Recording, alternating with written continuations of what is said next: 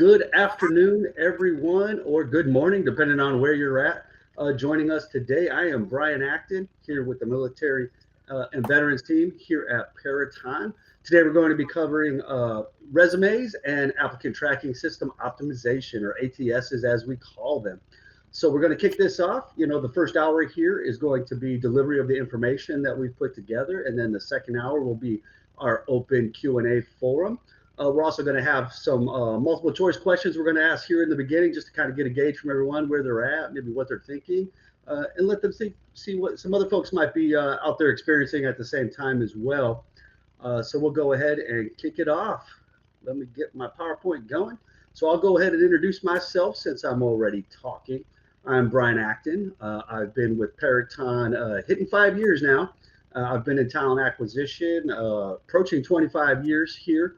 I've done it in just about every facet you can think of, from recruiting, technical recruiting, sourcing, headhunting. I've done it for the Department of Defense, the federal government, contracting, and corporate sectors as well. I'm also a veteran myself of both the Marine Corps and the Army. I'm one of those guys. That's me right there. So that's I'll go ahead and kick it over. We'll start with Jeff. Jeff, go ahead and introduce yourself as well. Hello, everyone. Again, my name is Jeff Carson. I've been with Paraton now for about 8 years. I'm a military veteran talent lead for partnerships and outreach. I specialize in connecting with many of our partners as far as TAP offices, outreach, partnership with different organizations where veterans are trying to find opportunities after transitioning, and to include military spouses as well. I'm also a retired Army veteran, and glad to be here today. Excited about the session. Nice. Thank you so much, Jeff. Brent, go ahead and introduce yourself. Yes, sir. My name is Brent Buffington. I have been with Paraton almost 4 years now. Been with the transition team here, military transition team, for a little over a year now. Absolutely loved it. Prior to that, I was one of the TAs for SciTech, which absolutely love SciTech, giant monster.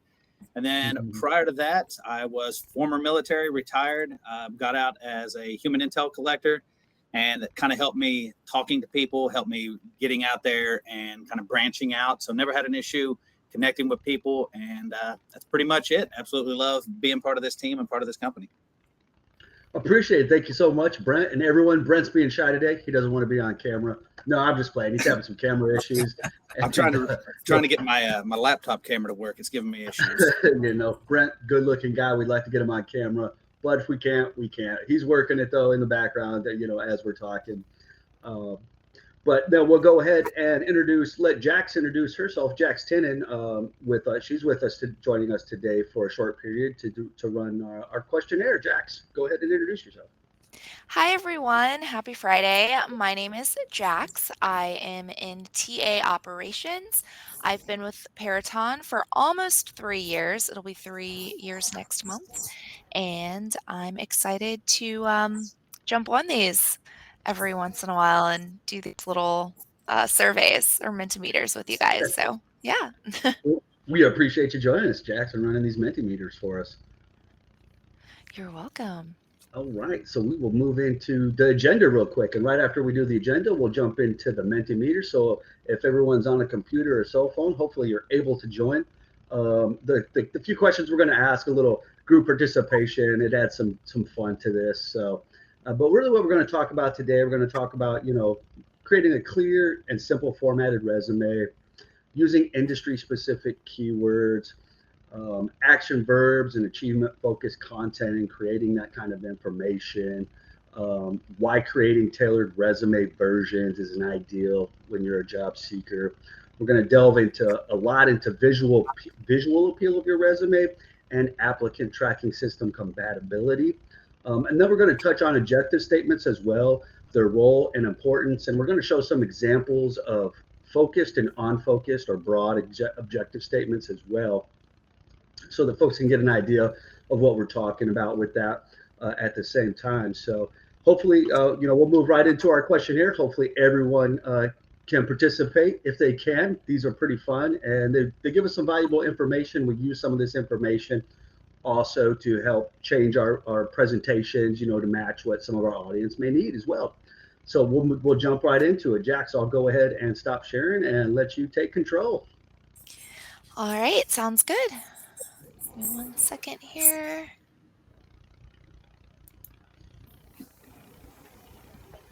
Well, I should probably share my screen first.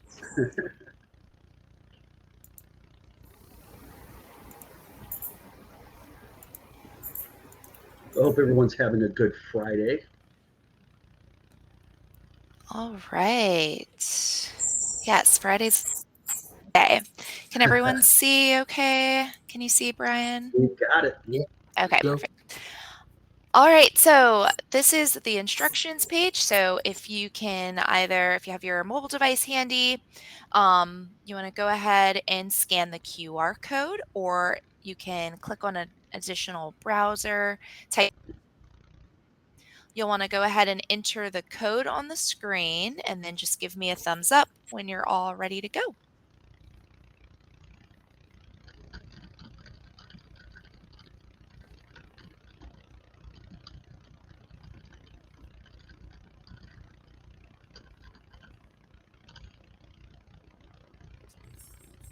All right. All right, looks like we got about How many questions 21. did we add, Jax? So was it 4 questions or 5? I believe 4. Gotcha. Okay. Yeah.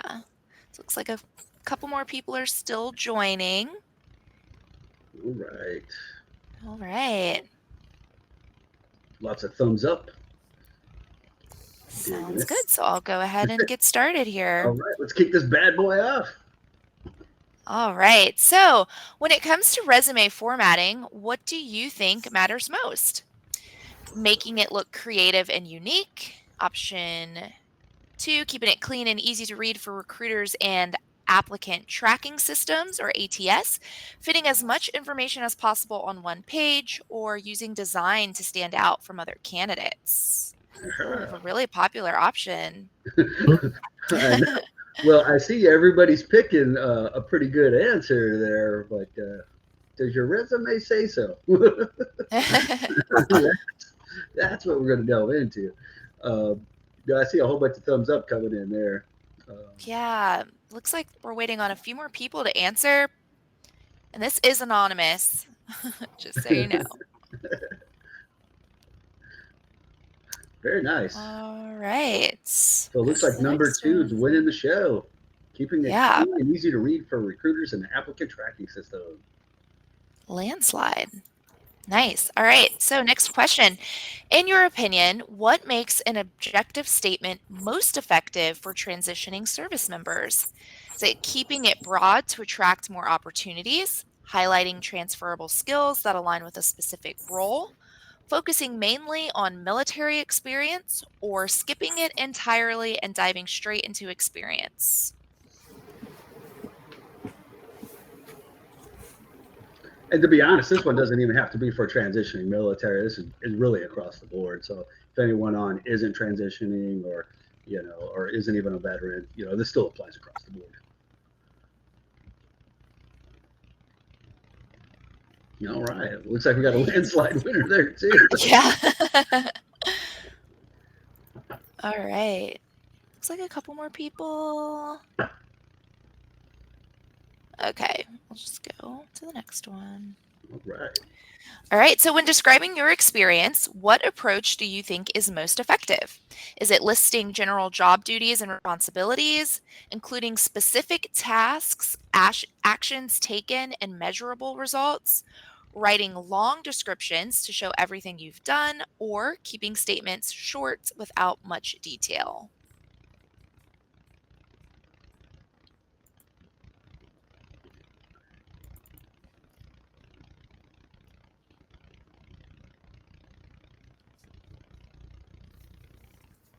Yeah, it looks like we got another clear winner. I think my questions were too easy here.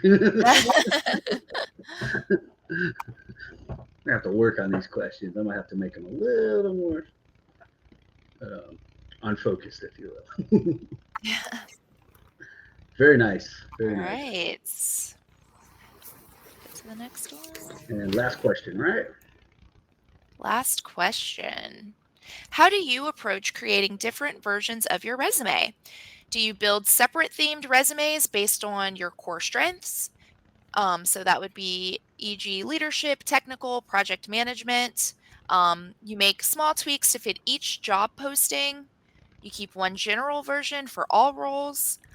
Or have you not tried creating themed resumes yet, but you're curious about it? Sure. Nice. Some curious people out there. I like that. I do. I like the honest answers, you know. Yeah.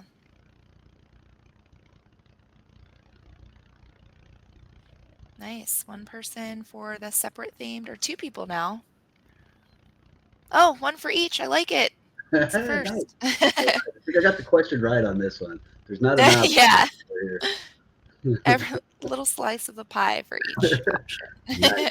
All right. Well, I know that section is going to be very beneficial for most people on the call then when we get there. All right, guys. So that's all I have for today. I'll stop sharing. Thank you so much, Jax, for joining us today. You're very welcome. I hope everyone has a great weekend. See you Thank later. you.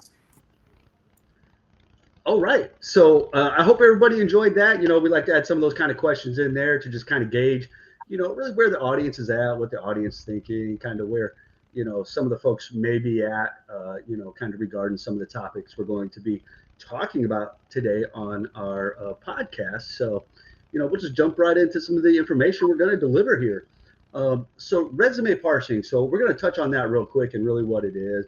So here at Peraton, we use a system called iCIMS, and that's a very popular applicant tracking system. You'll probably see that at a lot of organizations that you may be applying to. And really what that does is take the information from your resume and extract it into our applicant tracking system, which include like your contact information, your work history, education, certifications, and skills, and then really organizes them into searchable fields within our system. Meaning that, you know, so if you apply to a role, maybe you don't get selected for that particular role, you still remain in the system and are a searchable candidate for other roles that we may have out there that you may be a fit for at the same time. So that's why we really want to talk about the formatting piece of a resume, how it looks, how it reads, and how it gets accessed into the parsed into the applicant tracking system so that you can ideally get more views from recruiters, right? So there's some ideal supported document types and formats as well. As you can see, I put the top 4 really on the screen there. There are some other more supported versions of that, but not every applicant tracking system is going to support all those other versions and so forth. So these are the top 4 easily supported formatted versions of a resume. Obviously, Microsoft Word recommended for the best compatibility. Adobe PDF. Ensure it's text-based, though, and not a scanned image for proper parsing. I do have some folks that create scanned or image-based PDFs that the applicant tracking system doesn't really like those terribly much. Sometimes it'll get them, sometimes it won't. But when you're looking for a job, you don't necessarily want to be rolling the dice on if it's going to hit or not.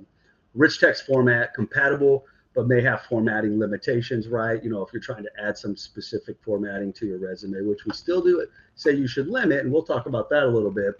But rich text is great as well. Plain text, readable, but also lacks those formatting benefits sometimes. So it really depends on what you're trying to do and what kind of resume you're trying to build. So, you know, that's kind of the base key touch points there is, you know, the format right now, you know, how you're saving it and how you're presenting it. But we're going to get deeper into building that piece as well. So we'll move, wrong screen, move on down.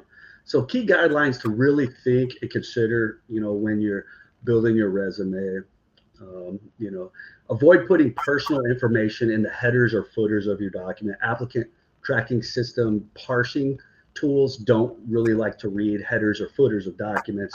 So if you put your contact information in the header as an example, which is not very uncommon, which isn't very uncommon, a lot of people do that. However, the applicant tracking system may not be able to read that information. And I can tell you specifically, our tool, iCIMS, which is one of the most common tools, does not like to read headers and footers. So if you're putting your contact information in there, you know, you could be out of the gate already losing your name, address, and telephone number and email on those type of things. So we definitely suggest putting that in the body of the document. Ensure your name is clearly listed on a separate line. I know, like folks like to get a little bit of fancy with the formatting, the top of the resume, especially when we start talking about the length of a resume and so forth. But as you can see, I put a little bit of an example there, where, each piece of your document and your contact information you want on a separate line, because that helps the applicant tracking system identify that it's a new piece of contact information.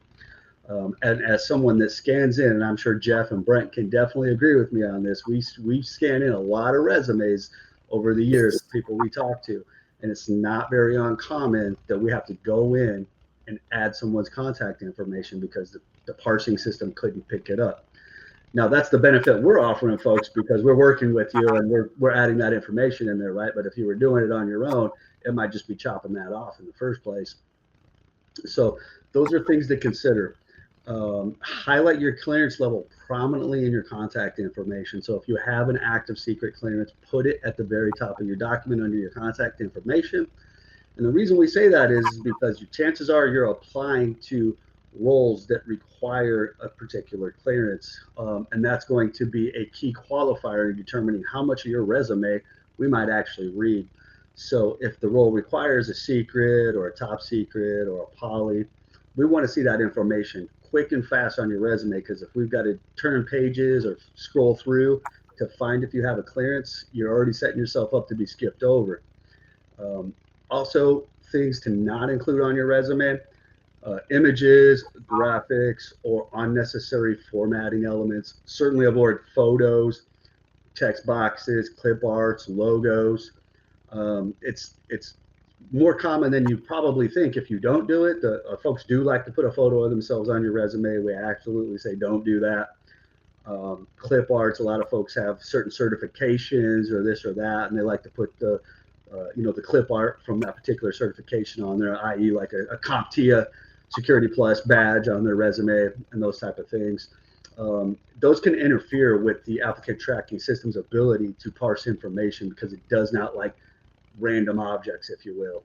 So it defines those things as random objects. So a text box, if you have that in your resume, or if you have Excel formatting in your resume, it might hit that block of information and just not understand it.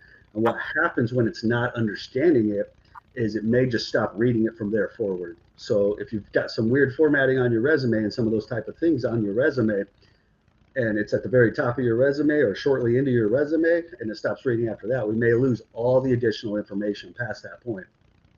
And that's obviously not what you want to happen.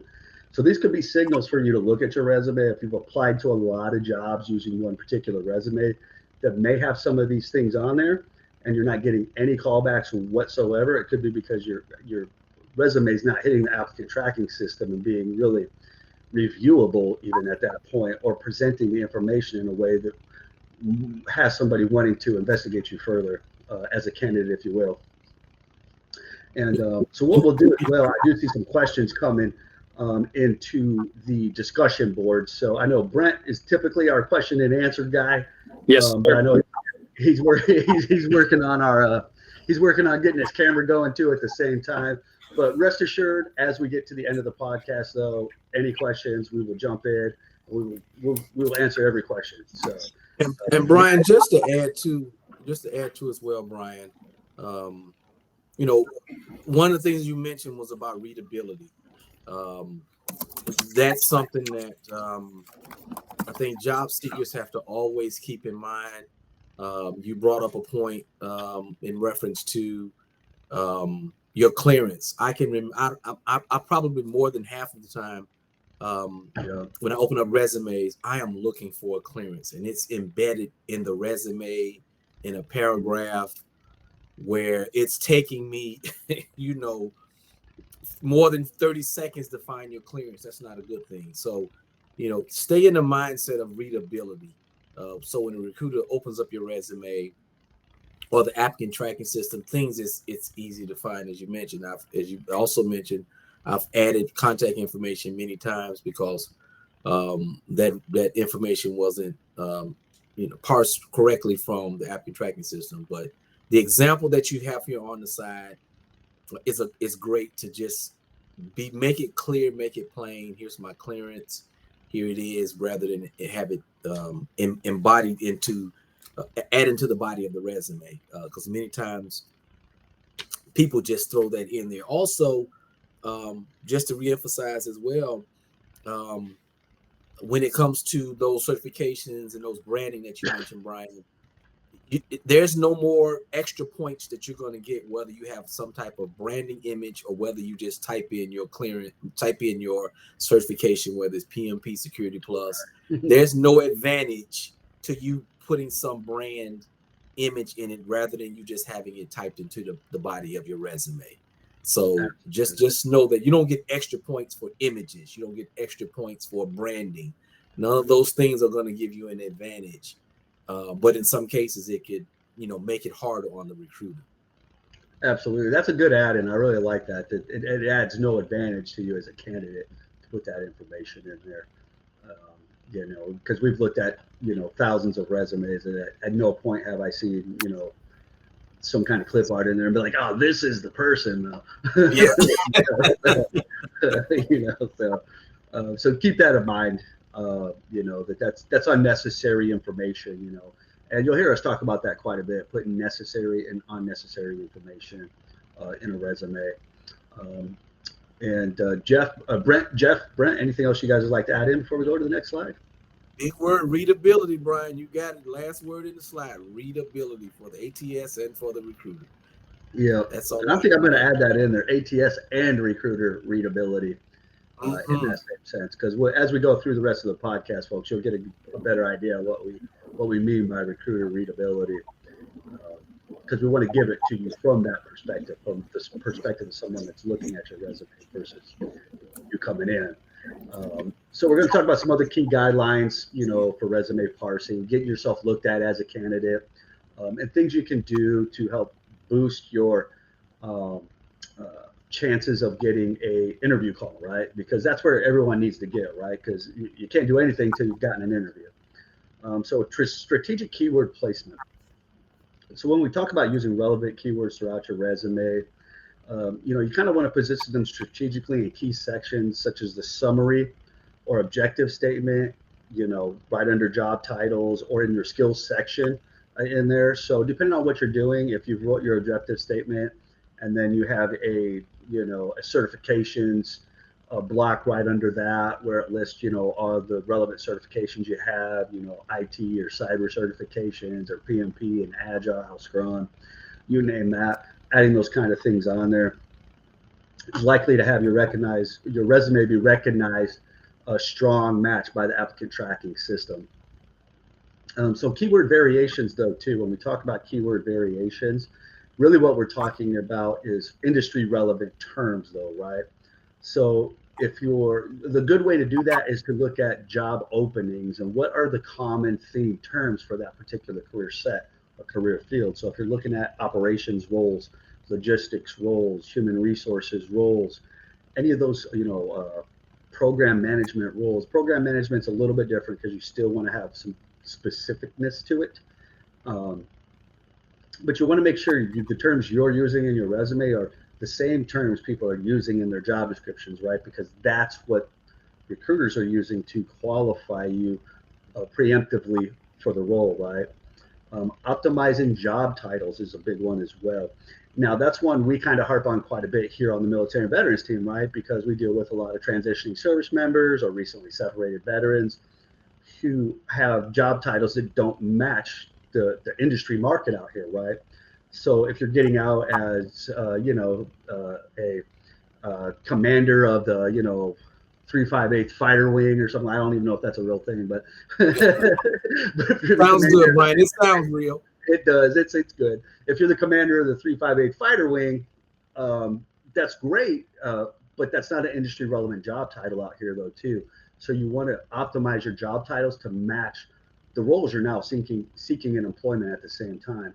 So you want to avoid, so you want to use industry and company relevant terms for those job titles, whether it's IT technical program manager, operations program manager, cybersecurity professional, help desk professional, those type of things. And utilizing section headings effectively, though, too. creating those subsections, with skills and experience, adding technical skills and leadership experience, and separating some of those two.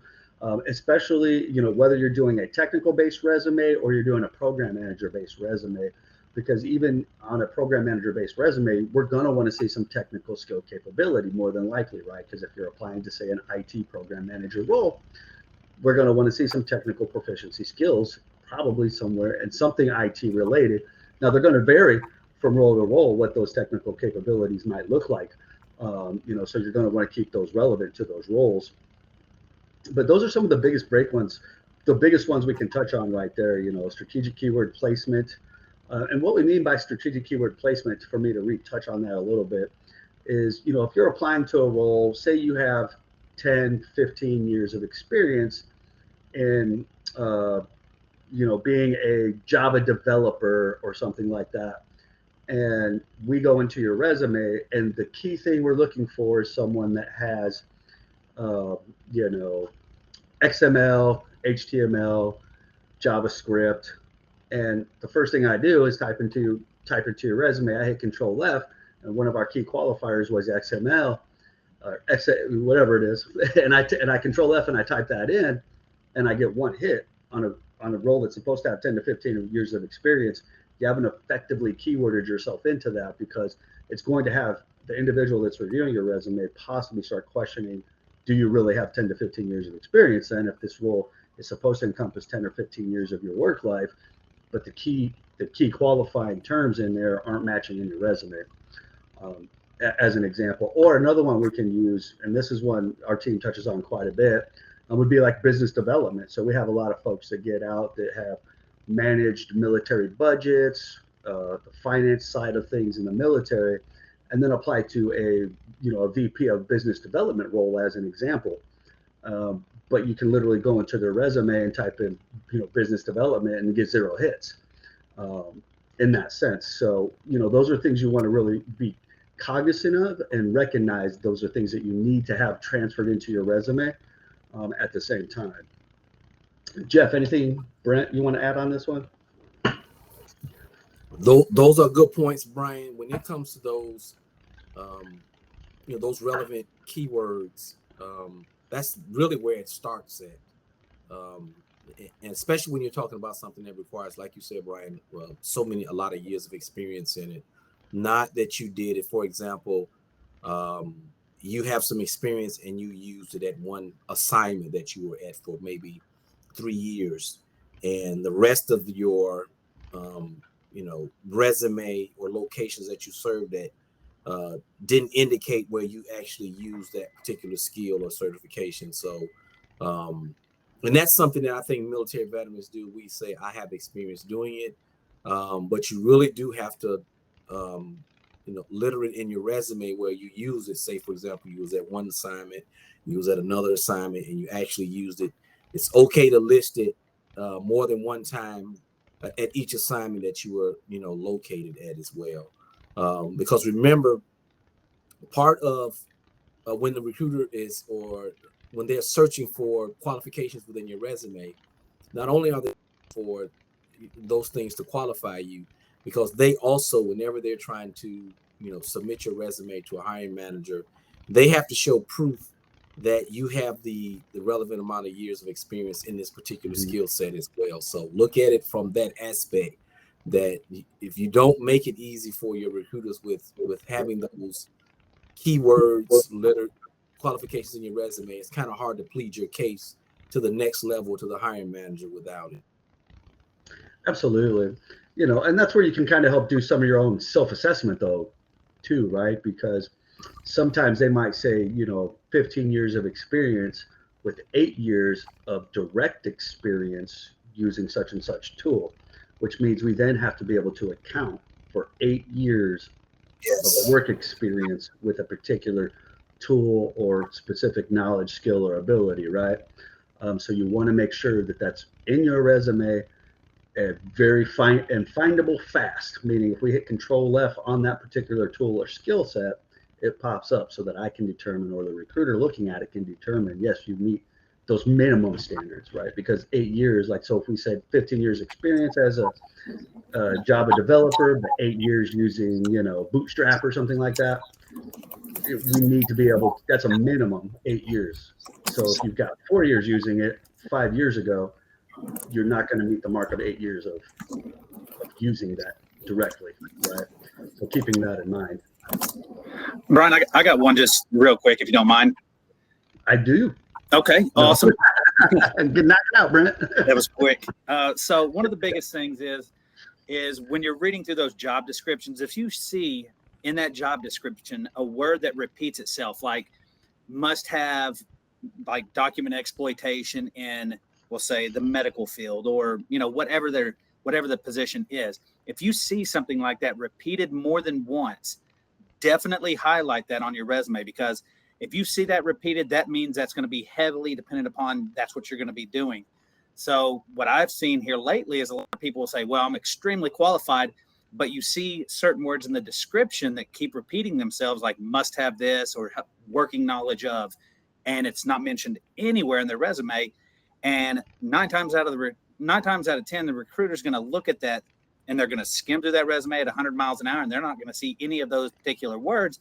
Yeah, you got all the certificates that you need, but you don't have the experience in exactly what they're looking for, and they'll skip right over it. So I always tell people, make sure that when you're reading that job description, if it repeats itself more, make sure you highlight that on your resume somewhere, extensive knowledge with whatever, Red Hat or whatever the case is.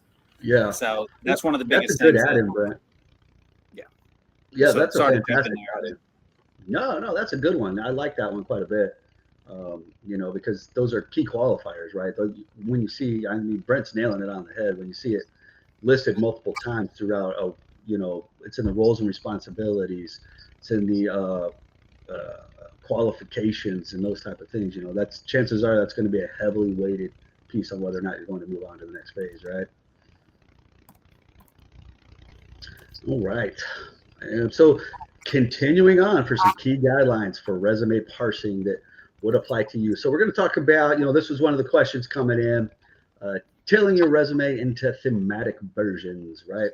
So what do we mean by that? So it's not necessarily creating a unique version of your resume for every job you're going to apply to, right? Because we're all kind of aware that, like, you're not going to, every job you're going to apply to, if you had to tweak your resume, let's be real though, that would just suck the soul out of you, right? I mean, who wants to do that 20 times a day? If you're applying to, if you're actively applying, you're applying to 10 to 20 roles a day or something like that. Like that gets old real quick though, right? So that's where creating thematic versions can help you bypass the need to do that quite a bit. And really what we mean by thematic versions is categorizing those into types of roles you're looking for, right? So if you're looking for a leadership, a project, or program management role, you're going to want to have a resume that's focused just on that type of information, right? Where it's going to talk more about your program management or project management capabilities, possibly your PMP certification, being able to lead, cross-functional teams in operational environments, supporting DoD cybersecurity infrastructure, right? Or something like that. Versus when we start talking about a technical or skill-focused resume, that's where we're going to delve more deep into the skills and tools and your tasks, actions, and results, and working in the JIOC over here and intrusion detection system this, adding those kind of things in there, where it's talking about your very technical capabilities. And that's where you're going to see possibly some of the difference between, say, you see an IT technical program manager and someone that's a cybersecurity professional on the same piece of work, where the project manager is going to have maybe Scrum Master requirement, a PMP requirement, but the cybersecurity professional might have Security Plus, CISP, some of these other certifications on there as different requirements as well. So you're going to want to adjust to make those multiple themed resumes based off what you're looking for, right? And also being able to apply across both functions, right? Where you might spend Monday applying to, project or program management roles. Then on Tuesday, you're going to say, well, I don't have to have a project management or program manager role. I would still take an individual contributor role. So you're going to spend Tuesday applying to those type of roles with that resume. So you're bound to get more hits when you're applying across both functions, right? And certainly, I can't tell you I keep up with all the changes lately between a government resume, a USA Job style resume and the private sector resumes. I know USA Jobs has recently done some changes on those, but there are differences between the two resumes. So you don't necessarily want to apply to a role here at Peraton, with your USA Jobs resume, because typically they're asking for different information than we're asking for here at Peraton. And sometimes, used to be anyway, that the USA Job style resumes were very bloated, right? It could easily turn into 8, 9, 10 pages on a USA Jobs resume if you had 10, 12 years of experience or more. But of course, maintaining both versions of that's obviously beneficial if you're applying to both in that sense. So that's kind of what we mean about the thematic versions, and also different styles of those, because you might be an IT program manager, but also be a good operations program manager. So you're going to want to have themed versions for each one of those, because you're probably going to touch on different skill sets. Because what I can tell you is an IT program manager role is going to have different requirements and qualifications that we're looking for than an operations program manager. So you're going to want to kind of have some of those readily available at the same time. Certainly leveraging industry specific keywords for the optimization of those thematic resumes as well. We already kind of touched back on, using those keywords within your resume, but it's always a good idea to analyze multiple job descriptions across multiple companies or agencies, and then find roles that match with at least 80% of your knowledge, skills, and ability and your experience level at the same time. And you can really incorporate common terms from all of those job descriptions so that your thematic resume doesn't need change every time you apply to a role, right? Expanding beyond the 1 or 2 page resume. Of course, a 2-page resume can be recommended, but more pages may be required for more senior roles, right? So if you're applying to a role that's, we're looking for someone that has at least 10 or 15 years of experience, doing a particular skill, and it's asking for a lot of requirements, it's asking for a lot of experience in particular things, putting that on 2 pages may be tough. So having a resume that goes on beyond 2 pages isn't bad if it's relevant information, though. If it goes so far back to, in 1985 when you worked at the first McDonald's that ever opened, that's not going to fly, right? Because it's irrelevant information. So you don't want to put that kind of information on there. So if you're applying now to a SOC analyst or NOC analyst roles here, you just want it to be the relevant information that's on your for that particular skill that you're applying to, right? Or that themed version of your resume. Because less is not always more, as we're kind of indicating that as recruiters, we're not experts in every field that we've recruited for, right? I'm not a Java developer. I'm not a cybersecurity professional. So I only have the information they give me to qualify you with. So less isn't more. If I need someone that has, a cybersecurity professional that has, at least 8 years of stigging, and then I control F your resume and you haven't put enough on there to even make it 8 years. That's where, adding additional information to your resume that's relevant can be good as well. And of course, always optimize your LinkedIn profile to match at least one of your resumes, depending on what your primary focus is. So if your primary focus is a project or program manager, make your LinkedIn profile that if you're still applying to those individual contributor or more technical or skill-based focused roles, or vice versa in that sense. But you definitely want your LinkedIn to match that, because companies do utilize that information, and that is one of our go-to zones for searching for new candidates, right? In that same piece of information. So anything you want to add on this one, Jeff? Yeah, Brian, I think one of the things that that you highlighted was the 2-page as far as recommended. Sometimes job seekers get stuck on what someone told them. Stick to 1 page, or if it's more than 2 pages, a recruiter won't, read your resume. I've heard all kinds of just bad advice of what someone told them that a recruiter would do, if you didn't follow this guideline. Remember, it's a recommendation. We all know the industry standard is 2 pages. As Brian mentioned, if you need to go over 2 pages, and it's relevant information, that's fine. The adage of, as I've heard times, well, if you go over 2 pages, recruiter won't read it. No one in talent acquisition makes a decision on a qualified candidate and disqualifies them because they went more than 2 pages. It does not happen. And if it does, you're just not a real smart recruiter. So I tell people that all the time, be careful of getting advice saying, because we go to job fairs and I'm like, why did you squeeze this all on 1 page? I can't read it. The font is so small. Well, someone told me this.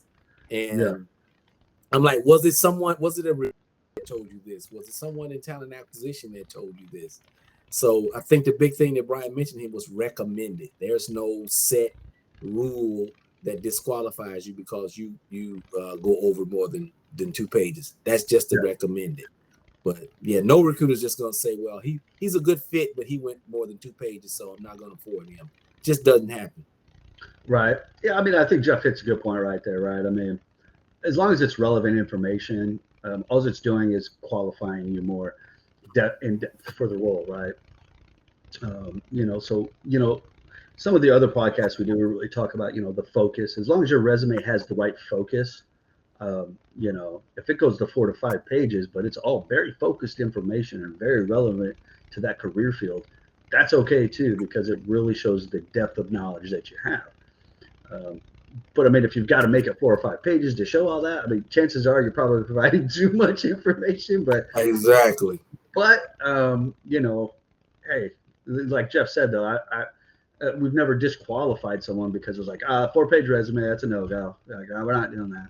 Because as long as we've done what we're required to do as far as the qualification piece, it still works in that sense, But I wouldn't get in the habit, of making this, phone book size resume, right.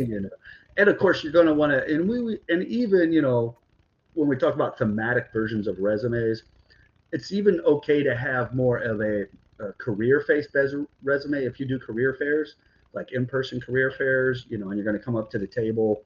If you want to hand us a 1-page at the table that kind of just covers like a base, of what your, career looks like, but you still want to email us your actual resume, because I know we always prefer it over email, right? but if you have a 1-page that you use, it's just kind of covers the basis of your career, and then email the resume, that's okay to do as well. Because obviously you're going to be networking at these, right? So you're getting all those business cards, so you can email it to all those recruiters, right? And Brian, also, with the LinkedIn, that's the whole purpose of that LinkedIn URL, as you mentioned. People they may want to glance at your LinkedIn profile. So that's the purpose of that LinkedIn URL on your resume, where we can click on it and still look at, say, okay, this is what the person's background is in. So, yeah, that's the whole purpose of it, because recruiters do actually click on them and do a quick glance just to see your LinkedIn profile and your history, maybe and compare it to what your resume is. So, yeah, we do open them. We do. I mean, we're LinkedIn folks around here. That's for sure. Yes. We do a lot of business on LinkedIn. Not just us. The whole organization is LinkedIn active, if you will. So now we're going to jump into some of the final pieces here and really talking about the importance of a career-focused objective statement. And after this slide, I'm going to give 2 examples of objective statements that I added to the session, so that we can get some visual idea of, and I'm even going to ask maybe for some audience participation here on these, so that you guys can determine for yourselves what we would read. So first impressions matter though, right? So an objective statement is literally the first thing we read, right? And what I mean read is skim, meaning like and the reason we say skim is because you got to realize if every role that's available gets 200 to 300 candidates that apply, and then every month we have 50 to 70,000 candidates that apply, you can't read every resume. You have to skim real quick for the information fast. So objective statements, the first thing your recruiter sees on your resume. So does your objective statement have focus? Does it tell me exactly who you are, what you do, how long you've been doing it, and why you're applying to this job? So you should be able to address that in 10 seconds flat, because that demonstrates your clear direction and goals with this application, and it aligns with the specific type of roles that you're after. Because if you have a very broad objective statement, it doesn't align, and it starts to create, the reader just doesn't know then, right? So we'll talk about how that happens though too when I get to the examples. It sets the tone. It really provides that snapshot of your career path, your objectives, your ambitions, and how they align with this role that you've applied to, right? Because it should have that focus to it. Why did you apply to this role? And it's your brief moment to showcase your skills and experience that the employer needs, right? So your objective statement shouldn't be, 12 sentences long. You should be able to cover that, and 4 sentences basically.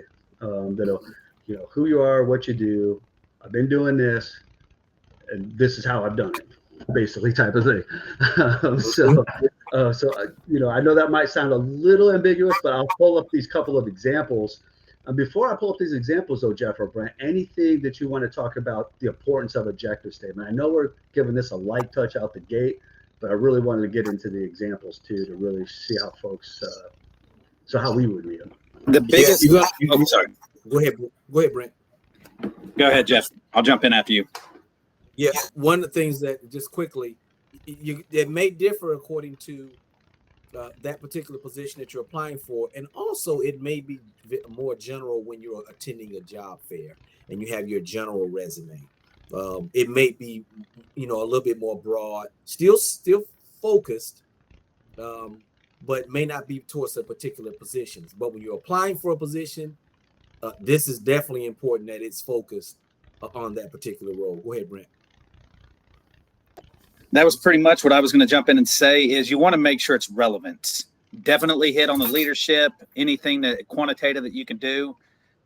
You want to make sure that that's in there, but definitely don't put stuff that's non-relevant. Like I was a Boy Scout back in 1953 or 73 or whatever it is, things of that nature. It has to be relevant because you don't want to waste somebody's time of making them read stuff that's just not important or not important for that position. If that makes sense. Yeah, absolutely. And what I'll touch on real quick, I was just reading some of the comments as you were talking about it. I do see we had one in there that says, so an objective statement and a summary statement can be one and the same in that sense, because it's either going to be a career summary or an objective statement. So both are really what we're looking for in that initial piece. So I have seen resumes that have no summary or objective statement. It just jumps right into some certifications. And what that does is it gives me no context on the individual though, right? So that's what these things do, is they give you context on the individual, and it's really telling me why you want me to read your resume further than the first sentence of your objective or summary statement in there, right? Because that's why the first sentence is probably one of the most important sentences on your resume. So what we'll do then, so I'm going to pull up an example. So this is a real example, folks. This is one that I've pulled off a resume that I've recently received. I did change some information. So if the person's on, hey, you're going to get some real world feedback. But, so this is an example of an objective statement that I got, or a summary statement of this individual's career, right? So really what you can do is you can read this lot of information, right? But you can read this information, and I'll tell you, for us as recruiters or people that work on this back end of this, you can read that whole piece of information, and I still can't tell you what that person does, what they're looking to do, or what their intent is. So what I'd like to do, if anybody on the, in the chat box would like to say, to read that and see if they understand exactly what we're saying. It's a lot of information. It's good information, but it tells me nothing. It's giving me no information about your skill background, really, what you're looking to do.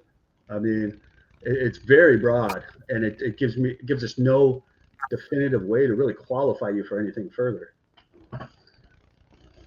Jeff, Brent, after looking at it too, I know I just added this in shortly before the call, but this is probably a statement we'll see. It is, right? And I would tell you, it can become frustrating and time consuming trying to figure out when you're trying to help someone find an opportunity within your company. It can, and when you get to the point where you get kind of like frustrated, you just kind of put it on the back burner, like I can't deal with it right now because I can't see it. And you never want a recruiter to come to the point to where they don't see what you do.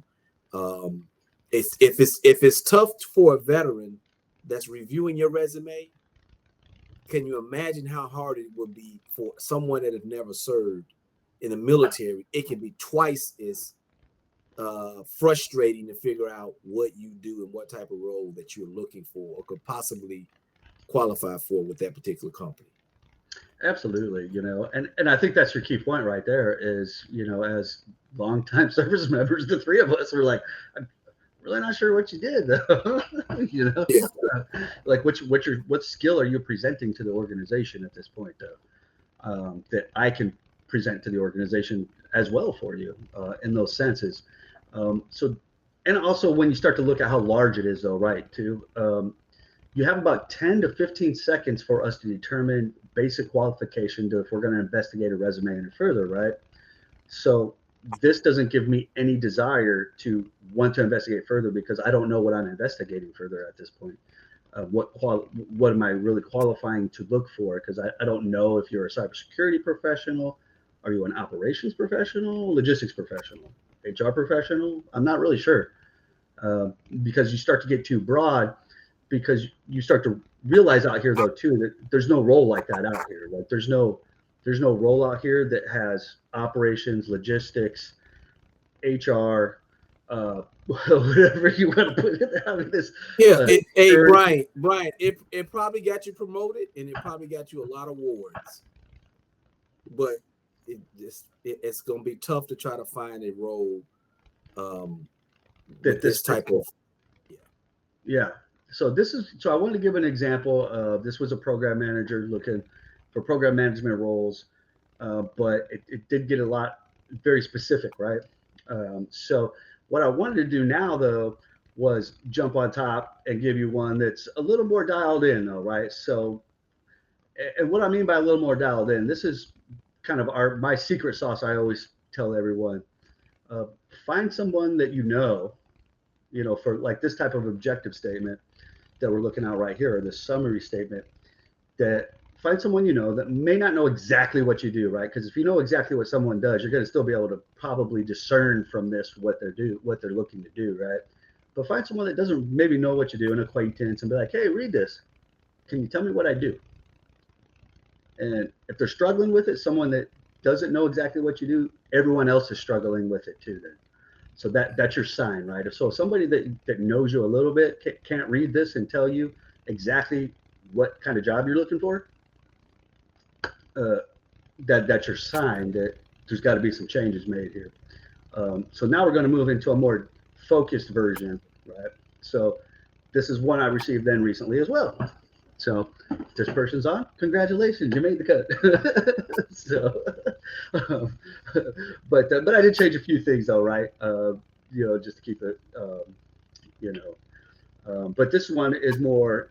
The first sentence tells you everything you practically need to know about what you're looking for this individual that want to inspect further. So if they're applying for a cybersecurity program manager role that requires at least 10 years of experience, I can read the first sentence in here and tell you I'm probably going to investigate further on here because they've told me they're a cybersecurity professional with 15 years of experience and a deep understanding of information security principles, network security, identifying, minimizing cybersecurity risks. So anybody on the planet could read that first sentence and you could say, what does this person do? And they can answer that question immediately, right? So this is an example. So I wanted to throw these as an example. Now there is some other information in there, right, where it talks about this particular role had the NIST 800-53 in there, right? So of course it's in the objective statement as well, right? So to give you an example how this is a very focused objective statement that says, read my resume, because then the first job title was cybersecurity program manager. Required a TSSCI that was in the prominent position on their resume. So within 10 seconds, I can read the clearance, read the first sentence, and read last job title like that and know that I'm going to look at this one further. So I wanted to give some examples of how the two can be construed, because the first example, this one's probably not uncommon, to be honest. They're all worded a little bit different though, right? But this is a pretty common one where it's, I have 20 years of experience in human resources, operations, logistics, cross-functional team planning, right? But it's not touching directly on very much though, on who this person is, versus this told me like that. So I wanted to give an example between the two, because that was some of the feedback I got from the last one, right? That's why we do the Mentimeters. So, was to give some examples. So I went through some real examples that I've received in the past week of these types of things on resumes, to give you an idea.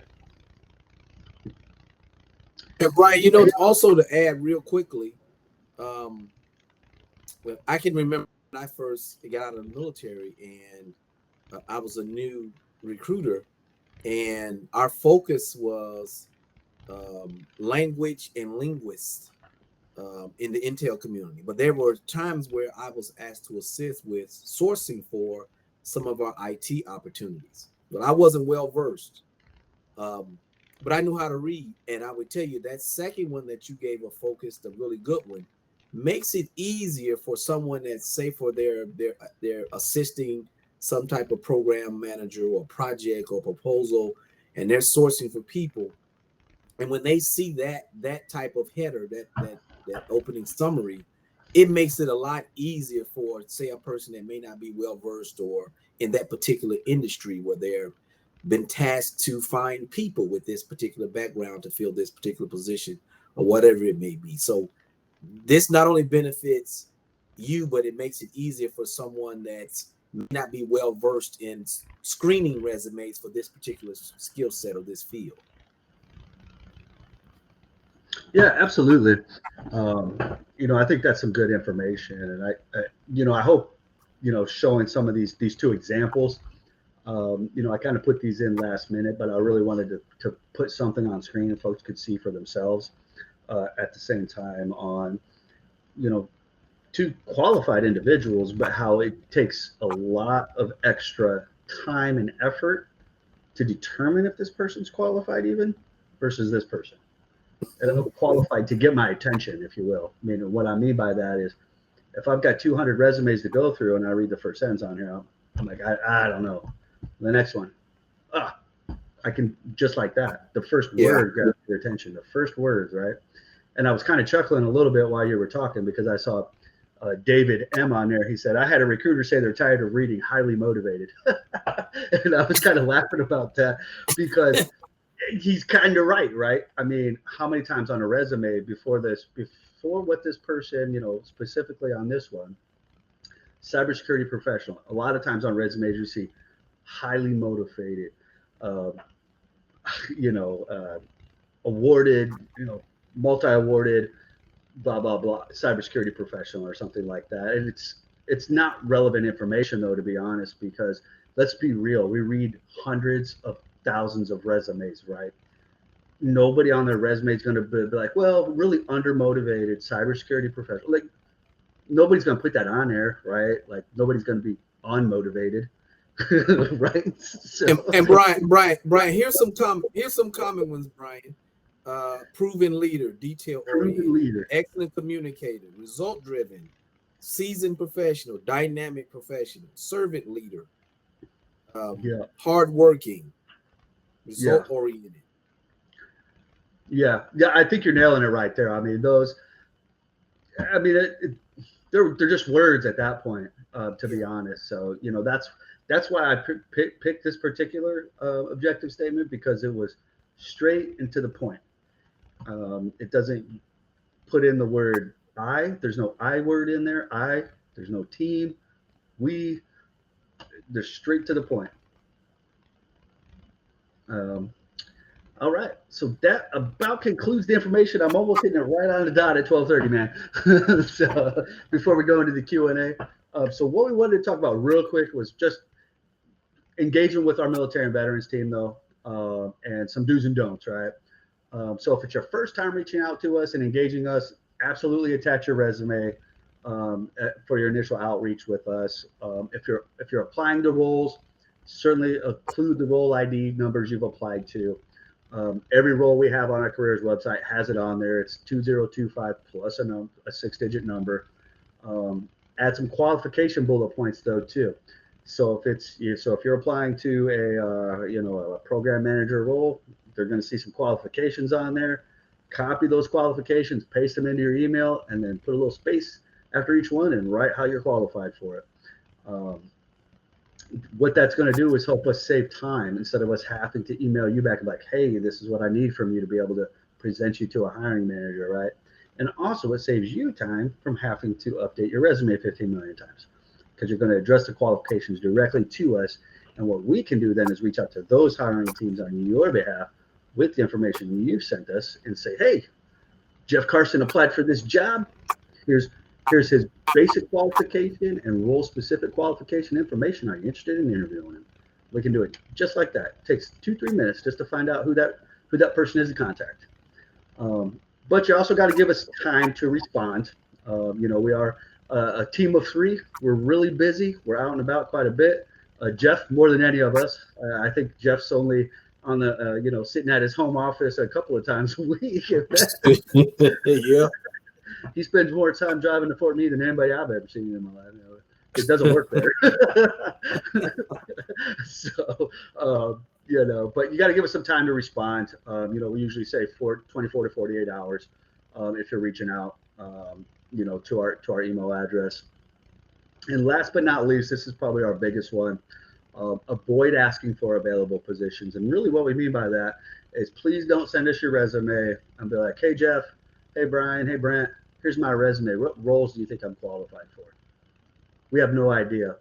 We have, anywhere from 500 to 1,500 roles available at sometimes. So what you're basically asking us to do then is to go through the job board for you, cross-reference your, that takes a lot of time for us to do because we don't know your experience. You know your experience. So we're asking you to reach out to us, tell us what you believe you're qualified for, and then we can do some quick resume determination, determine, yes, it looks like you'd be qualified for it because we'll have sent us the bullets too, right? so that's kind of the basic breakdown right there. Hope everybody likes the little meme I created right there. That's kind of the end of the show right there. Jeff, Brent, anything you want to add in before we go into the Q&A? Nope. I mean, you pretty much just covered it all. Just remember the probably one thing to always remember is just the small amount of time that each recruiter has when reviewing your resume, and those small, things that you can include to capture their attention, and even the applicant tracking system, qualifying you. Just look at it that way. Probably the most important things is you showing on your resume that you are qualified for that particular position, because you get a very small amount of time and space on your resume, white space, to show that you're qualified. So just be strategic when it comes to the job description and what you put on that resume. The only other thing that I would say, and Brian, you might have said it and I didn't hear it, but where you mentioned always update your latest resume. If you have 5 different positions that you're applying for and you tweak all 5 of your resumes, the last resume that you submit is the only one all 5 hiring managers are going to see. So you got to remember that. You got to make that connection with myself, Brian, and Jeff. You have to make that connection and say, hey, I applied for these 5 positions. I've tweaked all 5 of these resumes. Can you get them in front of the right people? And that's kind of where we fall in. But don't upload 15 resumes thinking that, every time you apply to that position or a different one, that the new updated resume is going to go to them. It's only going to be the very last one that you put in that ATS system. Even if you put 15 of them in there, they're only going to see 1. Yeah, good call. I didn't mention that before. Okay, thank goodness. I heard it somewhere, but I don't know. Maybe I didn't. But no, that's a good one to really call out. That your last applications, the resume that's on in the system, or the last time you put a resume in there anyway. But that pretty much concludes the information as far as the podcast information we're breaking out there right now. So really, what we're going to go into now is, the full live Q&A session. So we're going to open up the floodgates. I've seen a lot of questions coming in there. I see Brent's been trying to keep up with answering them. So I haven't been reading really terribly many of them, but, we'll open the floodgates right now. So we'll jump right on. Brent, what do we got? All right. So the next one that I'm on is from Kelly. It says, is it better to include your relevant certificates or certifications within the objective, your name / title, etc., especially if the position requires it? I don't believe in doing that, or I don't believe that it's necessary, because we do have the spot down at the bottom where your certificates, your education all goes. But if you're saying or asking, as far as your job title where you put your name, you can always put the CSSIP or the PMP on the end of your name. If that's what you're referring to, absolutely. But as far as certificate goes, I would definitely put it down there with your education in your certificate block as well.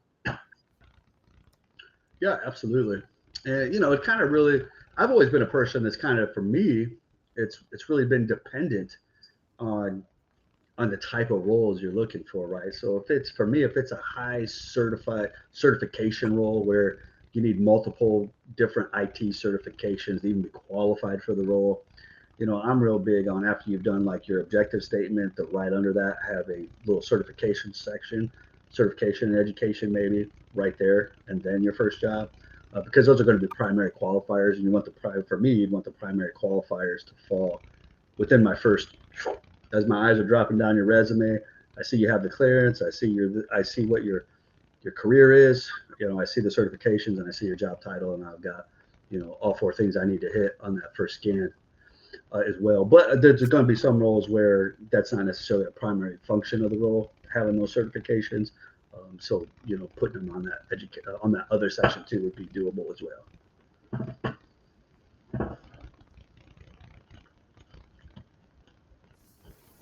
What else we got? I don't even know where we're at in these questions.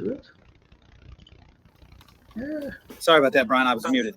So the next one is Jeffrey. Says, example 1 is similar to what I've heard referred to as a profile statement. I've read your feedback to be the objectives of summary.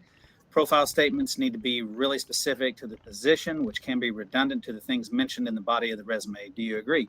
Jeff, yes and no. So they are going to be redundant because you're just putting the meat and the potatoes up there in that objective / summary statement.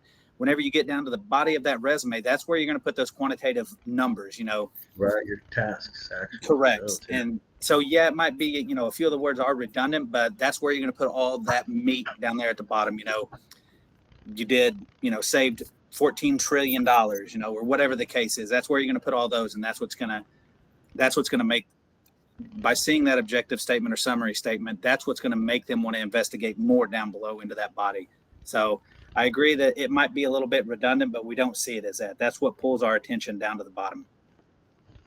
Right. Yeah, that's a good one. I mean, because that's for me, that's the kicker right there, is right, because we need to know who you are first before we're going to read any of the body of your resume. So that's where, we need to know you're a cybersecurity professional before I'm going to read anything within your resume, then determine, okay, this is a qualified person. It's got, your tasks, your actions, your results. You did this for this, resulting in that. Those type of things, which will then expand your years of experience and your capabilities, right? So.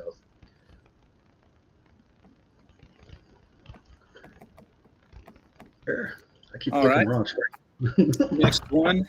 Next one is Mr. Tom Margrave. Brian, you had mentioned that you don't think there should be an I or a team in the summary. Can you expound on that by any chance? Well, that was basic. I mean, you can use the word I mean, I'm not big on the team piece, if you will. And let me clarify that a little bit. I mean, not that you shouldn't be a team player, leading cross-functional teams. It's going to depend on the role. But, really when you're looking at the objective statement is you want it to be clear and concise and fast. So, right. So you don't necessarily want to be talking about the things teams did that make you qualified, right? You want to talk about your qualifications directly in that sense.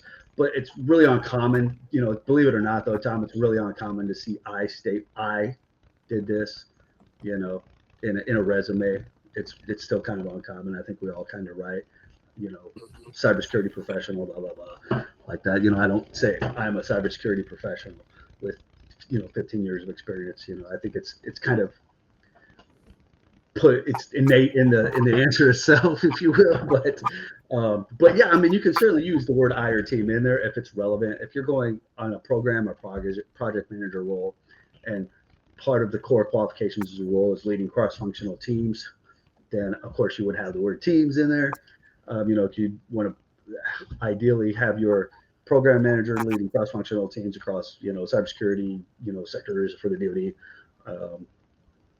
that type of thing. So teams, you know, that one could be in there, but you wouldn't want it to be what you would normally have in your task action results, you know, where you start delving into what you've led those cross-functional teams to do as far as your tasks, actions, and results. If that makes sense?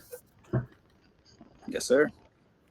It's true. You don't see that much where someone's saying, I did this, I did this, I did that, I did this. This is what you're trying to say. To be honest, it's so rare. I don't know what you guys think, but I don't recall ever seeing the word somebody I statementing anything in the resume. Now that I think about it, I can't recall the last time I saw somebody say I, but I'm sure it's out there. Maybe I just didn't catch it because, you know, you read enough resumes. And you know, one of the alternatives, Brian, and this is a good point. If you feel like your objective statement, if you're saying the word I in it, throw it into a AI chat GPT and ask it to give you some alternate, and I guarantee you the likelihood is it's going to take that I out. It's going to give you the correct way that you should be making that statement. Gotcha. Mm-hmm. Well, I think I know about where we're at. I don't know what the questions are. Some of that was your mine. No, I got you, Brian. So the next one, I apologize if I chop up the name. I think it's you know what? I'll just say the question because I definitely don't want to chop up anybody's name. It says, "Are you open for U.S. non-military?" Also, absolutely, 1,000%. We are the military transition team, but with that being said, we take in everybody, absolutely everybody. So that was a great question. Yeah, you know, Pat, I mean, that's the information we give, you know, while we are the military and veterans team, it's relevant to anybody that's in the job market too. That's just our primary core market or that we're serving here is that military veteran, mil spouse folks or dependents, which, you know, we can be anybody. So you don't have to be affiliated with the military really to gain anything from this or us.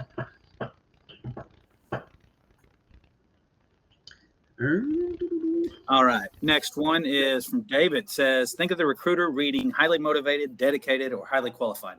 Then their statement is, so what? Everyone should be that. Similar say, organized leader, excellent communicator, and they say, okay, I expect that from everyone. The recruiter explained that and said, make your statement quantifiable. Yeah. Well, you know, with stuff like that, though, too, you know, when you start looking at keeping your resume very focused, I guess when you start talking about, you know, excellent communicator, those type of things, for me, that's not information that kind of really needs to be in your resume. And I'll tell you why, though, because you want functional core qualifications in your resume to those roles, because you can't really tell us how you're an excellent communicator on your resume, but that will come out in an interview when we start asking behavioral questions and so forth. So that information is going to be determined by us anyway. So you could think you're the best communicator on the planet, but during an interview and we're asking behavioral questions, we're going to determine if we think you're the best communicator for the job, right? in reality, I mean, that's reality how it's going to happen. You could think, you know, you're the best communicator on the planet, but technically the interviewer is going to decide if you're fitting what their determination of excellent communication is, in my opinion. And Brian, just to add to that response, the reason why you have to be careful of using those words is because even though we're talking about a resume, when you're communicating with people on your elevator pitch or your introduction, you more than likely, most of the time, people say the same thing that's in the body of that first summary. and you don't ever want to introduce yourself saying all those types of words that are really irrelevant. I know we're talking about a resume, but usually if you're in the habit of using those type of irrelevant terms or statements, there's a chance you may flow into that when you're meeting people face to face, giving your elevator pitch at job fairs, because I go to a lot of events and I speak to a lot of people, and many times they'll give me this little speech of how dedicated and excellent communicator, and they've just wasted an elevator pitch instead of giving me some quantifiable, direct focus information, right? Exactly. Yeah. I'm right there with you. I gotta listen to it too. So that's right. Yeah, I mean, and sometimes and we want you guys. We're not badgering you or putting you down, but sometimes we, as service members, we hide behind those things because on OERs, NCOERs, we put those kind of things on it. But you just got to remember, you got a small amount of time to give a brief summary of what you are and what qualifications that you bring. And sometimes you start adding too many of those on it, and people just walk away like, that's it. Yeah, he's an excellent communicator. He's a servant leader. He's highly motivated. It just becomes a run-on, and so you got to be careful. And I've seen it many times where people, they'll say it in their resume, and when they talk to you in person, they say the same thing.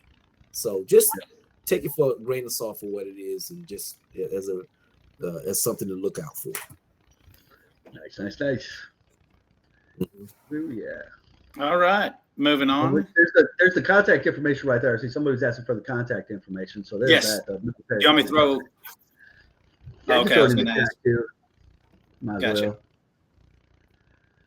All right. Give me 2 seconds. I'll throw that up there. And then the next one is understandable. Thank you. Veteran security clearance expired after the VTS. Would it be recommended to add held security clearance on the resume, or should it not be mentioned at all? I've seen it both ways. I've seen, held TSSCI expiration date 2017, or I've just seen TSSCI inactive. So yeah, I've seen it both ways. If the position doesn't require it, honestly, I wouldn't put it on there on that resume. But that's what do you think, Brian? Jeff? For me, it's a mixed opinion. I guess it depends on your motive for it, though, right? Kind of like you're saying, Brent. If you're going to put it on there, definitely make sure you've annotated right next to it that it is not currently active, though. And what you don't want to let that suck you into, though, too, and I guess this is why it's kind of a mixed bag for me, is because you've held a secret clearance before, but you don't now. Be wary of applying to roles that require a secret clearance, because if you no longer have it, but you had it and it's not going to sponsor one, you'll always be unqualified for that role unless it's going to sponsor clearance, right?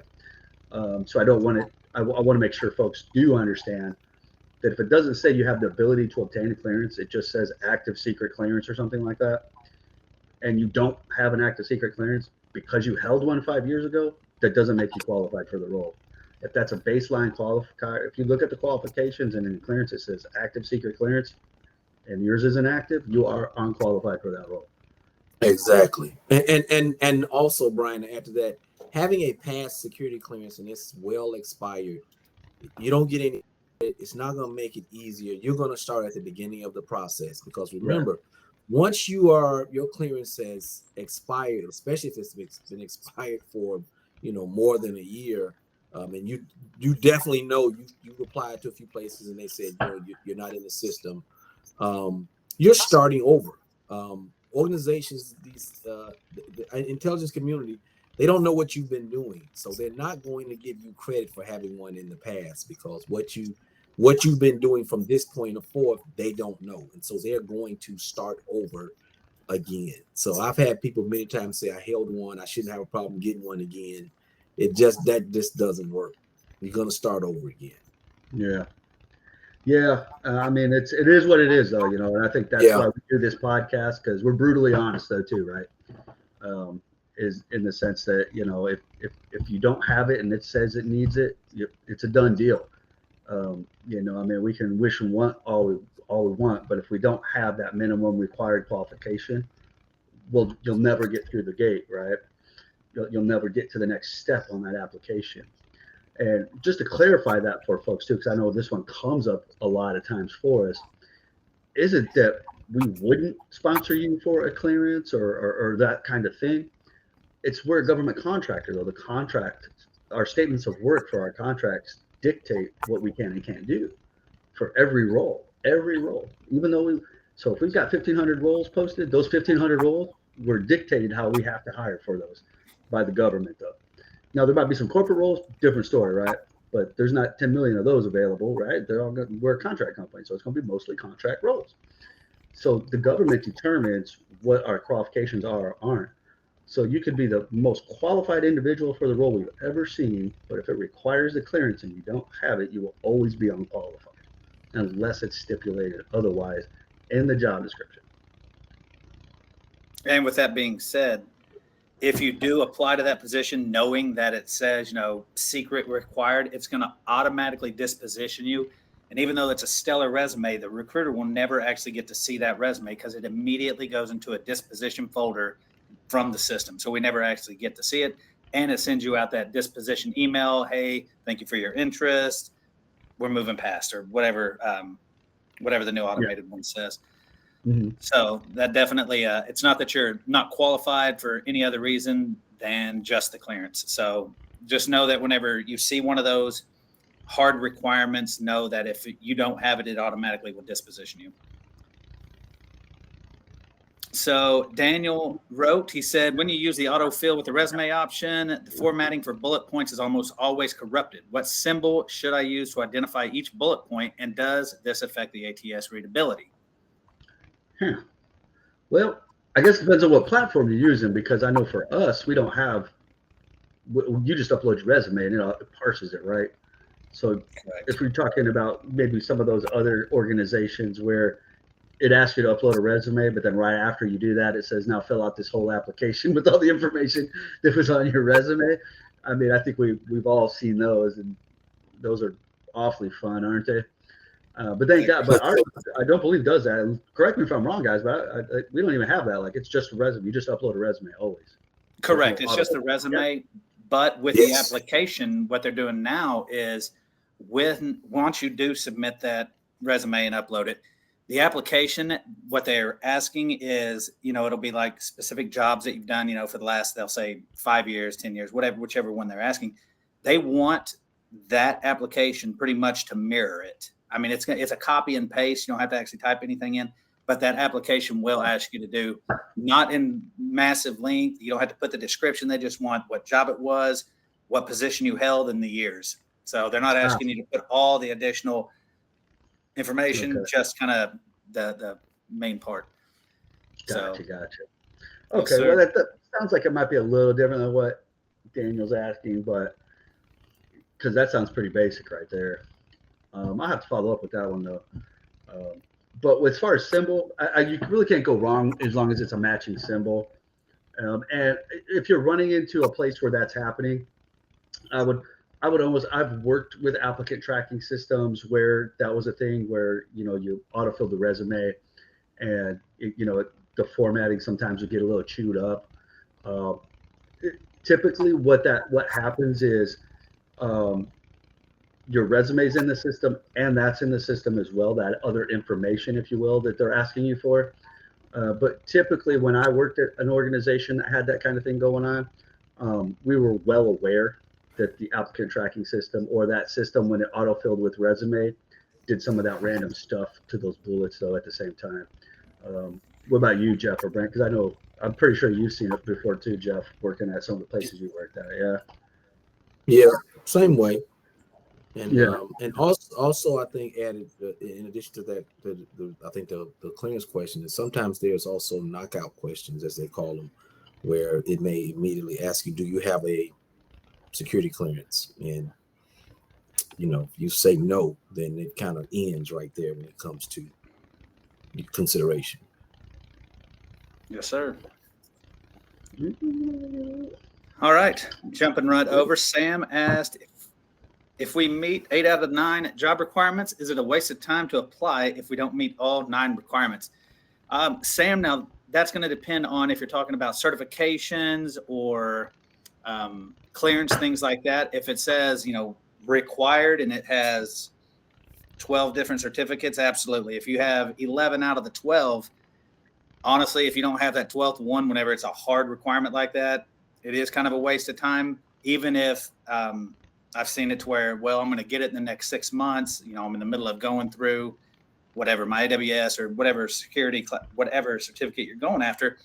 And they'll tell you, hey, you know what? Don't apply because it'll kick it into the disposition immediately. Go ahead and get that. Ping me back, and I'll put your name at the top of the list. We'll get you in front of the hiring manager. But if it's something like a requirement, say, bachelor's degree with 8 years of experience, and you have your bachelor's degree, but you only have 7 years of experience, or you have a master's degree, but you only have, 6 years of experience, they will take education in lieu of years of experience a lot of times, and vice versa. So have you seen it any other way, Brian or Jeff? Yeah, I mean, I guess for me, I think you're right on what I would say. It would just depend on what the requirements actually say. Meaning, if you're looking at some of the requirements where it'll say required minimum 5 years of experience with yada yada yada, and you don't have that 5 years of experience, then it's probably no. But if it says just experience with a particular tool and it lists multiple things and you've met 7 out of 9, 8 out of 9 of experience with requirements, and it doesn't list years, I would say that's not a waste of time, no, because they're putting all that on there. So if you can meet that 70 to 80% threshold out of the 9 requirements it's looking for, and it didn't list, and you're not missing the hard requirements, meaning if it said TSSCI, 5 years of experience with Splunk, 5 years experience with Linux, experience with Python, but it said experience with Python. I didn't say any years of experience. It just said experience, right? So if you have the Splunk, the Linux, but you might not have really much with Python, you know what it is, you've never really done anything paid work-wise with it, but you know what it is. I would still say go for that, because if you don't have the Python background experience, but you have the other experience, that could still push you through the gate, though, to be honest, in my opinion. And also one thing to remember too as well, as Brian mentioned, there's going to be there's different type of roles, whether it's IT. Usually those requirements are pretty, if they say you must have stiff, but when you're talking about corporate roles, HR positions, non-technical roles, there's a little bit, sometimes there's more flexibility in those types of roles. And so if you feel like you meet a lot of those requirements and you're short on some, or whether it's 10 years of experience and you only have 5 or 6, or I would say 7, 8, 3/4 of the way, I would say go ahead and apply, because that particular company may be struggling to find people that meet all of those qualifications, and they're willing to bend a little bit on it. Most of that, when I'm talking about non-technical roles, feel free to do that. And also, as Brian mentioned, as far as social media, if you feel like you don't meet them all, but you're close as far as non-technical roles, apply and maybe reach out to a recruiter on LinkedIn and try to get some feedback. Say, hey, I'm applied for this position as an HR position, HR or admin or whatever.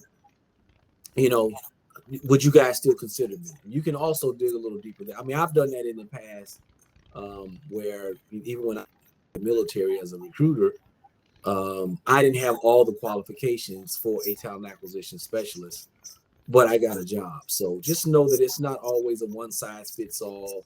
And just know that when it comes to IT and some of the other fields, there may be a little bit more flexibility. It all depends on that company, how long that position has been posted, how far they're struggling to find someone, because they may have a job description with a lot of requirements with a really low salary.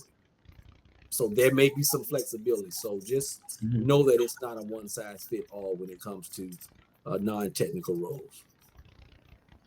Yes, sir. All right. The next question is, I have a question for those who have applied for jobs outside of their military specialty. For example, I'm a reservist in the U.S. Coast Guard. My current role as a yeoman is related to HR and in the civilian sector. However, I am interested in transitioning into the IT or cybersecurity. I have a master's degree in computer science and a Security Plus certificate, secret clearance, but I do not have any job experience in the IT field. Do you have any advice on how to make this career transition successfully? Certainly do. You know, 'cause, I mean, that's kind of what a lot of what our team does, though, right? You know, that's a lot of the partners we work with are with folks that are transitioning folks from other military specialties into IT cyber roles, right? So I give a little plug to my Empower folks, you know, if you will, that you know that's what they do. They transfer folks from other skill sets, other MOSs into IT related cybersecurity, some kind of IT form or function role, right? Because they get them, you know, Security Plus, Linux, Splunk certifications, and so forth. Um, I think really what it comes to when you're talking about making that career transition successfully is really becoming a little more humble on the roles that you're looking for, right? Though I would say, you know, in my opinion, and I always put that out there, in my opinion, if you're looking for an entry level cybersecurity role, you're going to be looking for a long time because entry level cybersecurity roles aren't very common because it's not a typical entry level role, right? Meaning folks might come in predominantly as NOC analysts, SOC analysts, maybe help desk tier ones and tier twos, to start working on in some of those systems, you know, where you can maybe then go into incident response, you know, insider threat detection, some of those kind of things.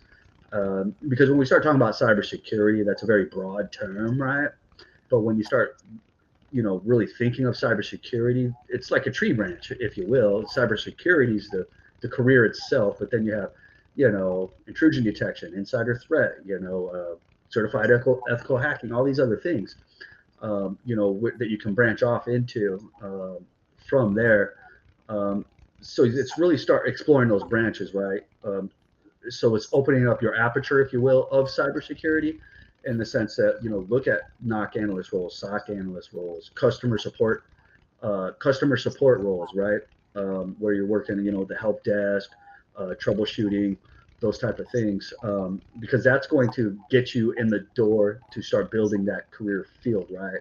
Because if you're just looking straight out for, you know, a junior or entry level cybersecurity role, in my opinion, you know, certainly feel free to add in anybody else.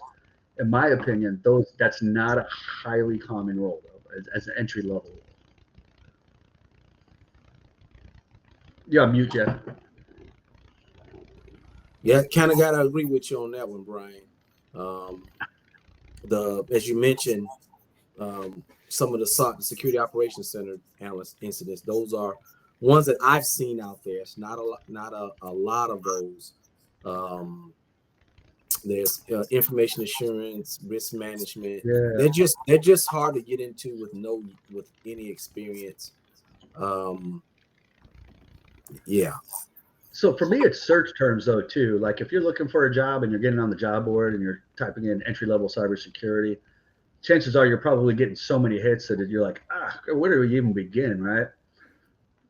I would say more predominantly then try searching for tools though too. So if you have, say, you know, you've got your degree, you've got your Security Plus, maybe you've got Linux and Splunk or something like that. Use some of we call them Boolean strings, Boolean strings. Make some strings together in your search engines, that you might be able to use, where you can put in just their certifications as an example and see what roles that brings up. Because you find out, you know, after years of being out here, there might be 10 companies out here right now that have, you know, tier one help desk and SOC and NOC analyst roles. That doesn't mean that's what they call them though. It might be customer, you know, a role you wouldn't think would be a customer support, you know, that kind of thing, you know. So searching by your tool set certifications can also be a way to find the roles that aren't just titled exactly what you're looking for as well. So I hope that helps anyway. Yeah, IT help desk is a good start. You know, one of the things on the Peraton careers page, as far as many of our entry level, and they're few and far between when it comes to what was it listed under, Brian, as far as categories. Even at Paraton careers page, customer support tech or something. It's called customer service. Yeah, customer service. Yeah. If you look on any of our customer service on the careers page on the category of Paraton, for example, there's call service representatives, service desk. That's a manager position. Service desk support tier 2. Those are just some examples to kind of get your foot in the door. Right. You very seldom, like you said, Brian, there's not a lot of cybersecurity entry level positions. So, right. And I would just to encourage you, for when Brian says humble yourself and kind of starting at entry level, those types of positions aren't meant to be career positions. Right. Many organizations, they expect people to move on. Tier 1 help desk. You shouldn't be a tier 1 help desk for 3 years. I would say something's wrong with that. You should be moving up tier 1, tier 2 system admin, and as you acquire more certifications, or combine them with the cyber certifications that you have, there may be opportunities within that organization. It's not always, I'm looking for this ideal position as a cybersecurity professional, and this is only what I'm looking for. We got to come out of that mindset. You're not enlisted, you're not commissioned anymore. You don't have to take a tier 1 help desk position and stay there 3 years. Right. Yeah. And that's where those branches, for me, that's my new thing, I guess I could say, is the branches of that, because when we talk about cybersecurity, it's not that baseline as it seems. There is all those other pieces, where people branch off, then they start doing like the insider threat or intrusion detection. And then, there's little branches that come off that, so your intrusion detection with other pieces of whatever that goes into, those type of things. So there's a lot out there.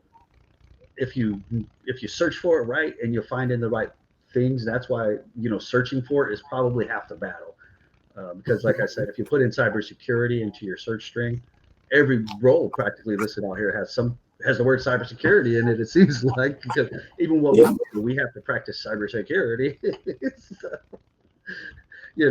those type of things. But I hope that was somewhat helpful, in answering that question. What else do we got? All right. Next one is, let's see here. Jennifer S., what organizations or resources do you recommend for helping one build or fine-tooth comb a resume? Are there organizations that provide one-on-one assistance? Interesting. Fine-tooth comb a resume. I like that one. There are certainly resources out there. I know when you start talking about the three of us, I'm certainly not one of those persons that will ever tell somebody that, like, hey, you should pay like a professional resume writer to do it. Absolutely not. I don't think that's a needed thing ever in building a resume. I mean, maybe if you were looking for a CEO level role, and even then, I mean, to be honest, because if you're CEO level, you're networked into those kind of roles anyway, right? Yeah. You don't get those online. Right. Like, you're not applying to that. They're finding you. So, when you talk about doing, one-on-one assistance anyway, I would, as Jeff's already mentioned, I think a couple times now, make AI your friend. There's no rule out here that, if you use AI to help build your resume languages and stuff like that, that it's some tick against you as a candidate. We expect it anymore. I mean, it's part of our daily thing. It's in our applicant tracking. It's everything we're doing anymore has some touch of AI into it. We use it in our daily jobs here on our team to put stuff together, right? So using AI can certainly help build some of these things. So like earlier when we were talking about building like the thematic versions, right? Like the three of us we're not aware of how awful it can be to write a resume. I can tell you personally, between the three of us, we've had to write our own resumes. We know how ineffective a resume can be. We've experienced it. My transition was awful. I transitioned twice terribly. So we've learned from trial and error on our own. So when it comes to building these resumes and building these themed resumes, using these tools that are out there now, I mean, save you hours and hours and hours of heartache. Because if you're going to use AI tools, I would say, the rule of thumb though is to absolutely go over that with a fine tooth comb though, and make sure that it's not giving weird information and that it's correct information about you and your experiences and so forth. But there are some other resume building things out there. There's even a resume AI tool that's out there. But I know when you start talking about the three of us, though, too, I mean, we certainly provide a significant amount of one-on-one assistance, if you will. I mean, we're not going to rewrite a resume for you, but we're happy to look at a resume and tell you where it might be missing the mark, to let you know where to, possibly, add some different information in there, if you will, at the same time. Brian, just to add to that, as you it took a Brian to answer the person's question, that particular statement, if you're using an AI tool such as ChatGPT, you can actually put that statement as a question in ChatGPT. I just did it as we were speaking, and it came up with a lot of different organizations and partners that we have, such as, if you're a transitioning veteran, you already know about the TAP, the ACP, the American Corporate Partners, the USO Pathfinder Transition Program, Vetatari, Veterati, Hiring Our Heroes. There's workforce centers for the actual location that you're in. There's LinkedIn. It's so many. So just to kind of answer the question, Brian, throw that question into ChatGPT, and it's going to give you a list of organizations that can help you. Absolutely. And I would say probably my biggest piece of advice, and getting resume assistance from multiple locations, is it's still always objective though, right? Meaning, or subjective to the person that's presenting it to you. I know we as a team, we speak from our own experiences, with working with many people over the years. I mean, together we've probably got 45 years of talent acquisition experience or something. So I mean, we're just using our experience in that as well. But there is no, the weird thing about a resume though too, there's no absolute rule of thumb. There's kind of some don'ts, right? Like, hey, don't do that. That's kind of but there's kind of no do's or don'ts in that sense. So always take it with that grain of salt. That always take something from the information, but there's nothing that says if you absolutely do it this way, you will absolutely get interviews. In that sense as well. So that's probably what makes the resume piece the hardest part of the process, is because there is no exact correct way to do it. So a lot of the times, like the information we're delivering, with the contact information, the objective summary, objective statement, executive summary, adding some certifications maybe at the top, underneath that, or however you're working it, those are all just our experiences on how we know ourselves and the colleagues we've worked with over the past 20 years each have read resumes, right? And how fast we have to read resumes and how we absorb the information at the same time. So, because there's some companies, like if you're applying to, I don't know, like if you're applying to, corporate roles at Amazon, Amazon corporate role, they might have some very different requirements on a resume where they say you must have this on your resume, you must have that on your resume, you must have this on your resume, those type of things. So, or nonprofits or universities, if you're applying for a position supporting a university, their language is different. They are big on being articulate in mistakes, and university cover letters. A lot of universities, when you apply for a position, cover letters. I mean, they're educational institutions, so they like those. I mentioned there's no, if you do, you do that. It's a preference, and we, from recruiters, when it comes to preference, we like it this way. It's easy for us to read. It's easy for us to identify qualifications. It's easy to sell your resume to the hiring manager. It's preferences in different industries. So, it's no one size fits all. Yeah, and I think that's the biggest one for us to put out. There's no exact exactness in that sense. What do we got? Dr. Robert. Excuse me. So Dr. Robert says, if you have over 15 years of work experience in one industry and pivot to a new industry, is it better to use a functional resume or a chronological resume? And should you stop listing positions after 15 years? Well, we hit this one quite a bit though too, and it's subjective to what you're trying to accomplish. All right. So I'm going to guess, if you're pivoting full industry, you're going to want your resume to speak to your background, to speak to your work history a little bit though, right? But I would say what you do want to be careful of, because you'll hear a lot of people sometimes talk about, well, if I put this kind of information, I'll look overqualified for a job, because you're pivoting industries, right? So you don't pivot industries and go right into VP management level roles in, right? Because you're pivoting to new work.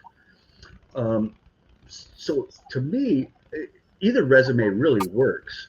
And what I find to be the most effective is the objective statement. I'll be honest with you, because your objective statement can tell me in that 10 or 15 seconds exactly why your resume looks the way it does, where you might have 20 years of this military background, getting out as a lieutenant colonel or something like that, but now you're pivoting and you're doing something else completely.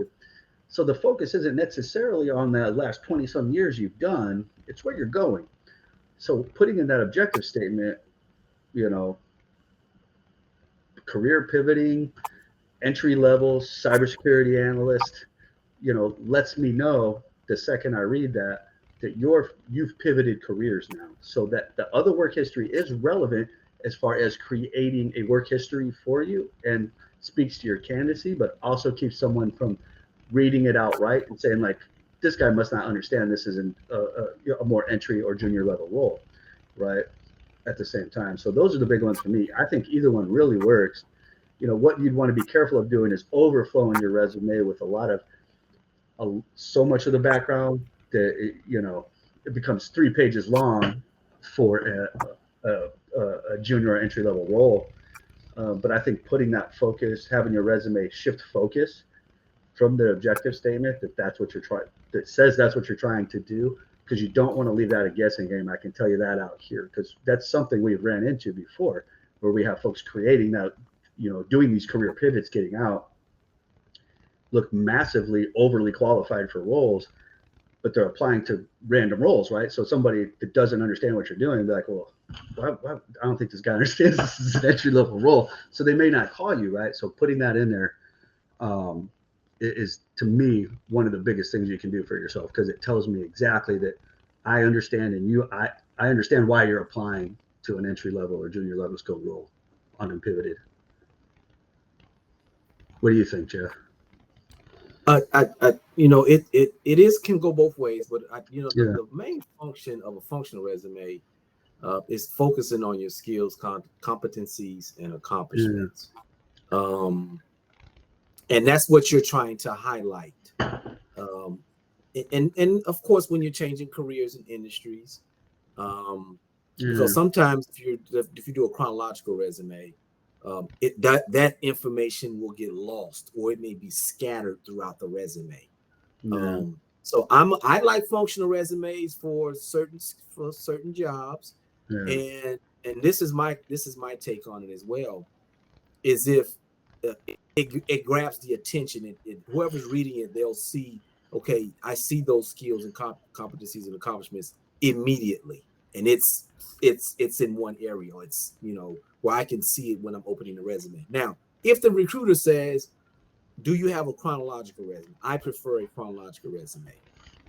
That may happen, but look at it from this aspect. They're interested now. You've highlighted those skills, competencies, and they want to see more, or they want a traditional chronological resume. I believe that it served its purpose. Because sometimes when you don't use it, and you have a lot of stuff and it's spread throughout your resume, it's kind of hard to connect it all together. So I have told people at times to consider a functional resume for certain positions, where it focuses on the skills, competencies, and accomplishments rather than just your timeline. Yeah, I like that too. Yeah, I think you're hitting a really fantastic point right there. At the same time, because then it can help, with that functional resume piece of it too. It can really help. It pushes focus to your pivot instead of what you've been doing. Yeah. Right. And which is ultimately what you needed to do. Right. Yeah, exactly. Because sometimes people will see, okay, you said you were qualified for this position, but I didn't see it, boy. It's scattered all over your resume. So the functional resume just highlights all that area. I mean, I've had people with with common skills, people that have administrative experience, logistic experience, and they've just had to take on different roles because they needed to find jobs. Military spouses are big ones where they need to function. I've told them you probably should do your functional resume because no fault of your own, you had to take a job at this location where your spouse was at. It may not have been related to what your background is, but you had to do it. And you used some of those skills at that job, but that really wasn't your job title or ideal position that you used. So that functional resume takes all of that and highlights it first. Yep, yeah. Absolutely. Well, I hope that helps. It helps, Robert. Where are we at here? The next one was Kelly, and I just put it in the chat. It says, how is the best way to optimize job titles and using tailored phrasing of experiences without it being seen as a stretch of the truth or inaccurate? So one thing that we have used in the past, and I've kind of used it here recently whenever I did another class, was it's called My Next Move. It's www.mynextmove.org and then /vets. And it will actually ask you for what your job title was, or not job title, but what branch of the military you were in, and then what your actual job was, whether it was a 35 Mike or a Lima, whatever it was. And it will say, all right, well, you're a human intel collector in the military, and in the civilian, you're an investigative analyst or whatever the case is. And it will actually help you kind of take those key phrases of what it was in the military, and it will convert it into kind of the civilian language.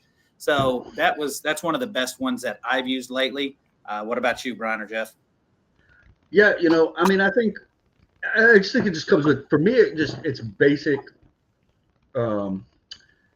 It should be basically alignment though, right? And what I mean by that is I wouldn't worry too much about being a stretch of truth or inaccurate unless it's wildly inaccurate in the sense, meaning like, I'm not a doctor of medicine, so I wouldn't put that as a title anywhere, right? But I could call myself many things. I mean, I a program manager, a project manager,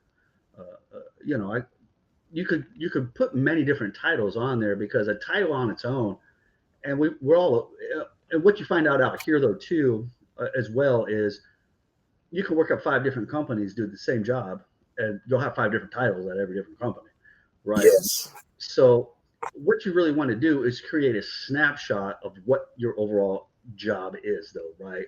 So between the 3 of us, we manage all kinds of different stuff. So we could all be program managers at some level, project managers, operation, like you could almost throw those across the board in that sense, because what you're going to realize is not a lot of places are going to verify you by title and location and all that kind of stuff.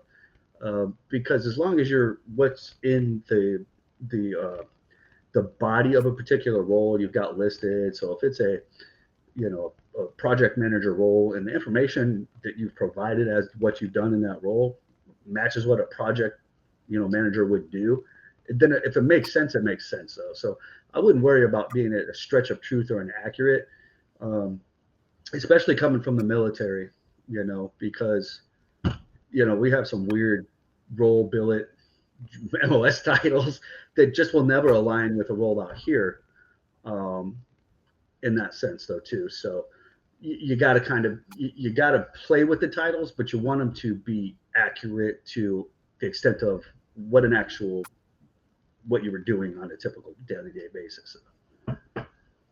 Good. That's good. I like that, Brian, because and I think not only are you saying what you should do, is that we do the same thing. If you looked at my LinkedIn profile, I'm a veteran partnership and outreach strategist. For example, say if you were an Army recruiter, right? You may have never used that before, but in reality, as an Army recruiter, you do that. You develop partnerships within the community. You do outreach. Right. So I think those are a great example, Brian, of how Right. you're not being deceptive. You're changing what you do according to the titles that are out here in the civilian sector, and then it changes according to each company. So you hit the nail on the head, man.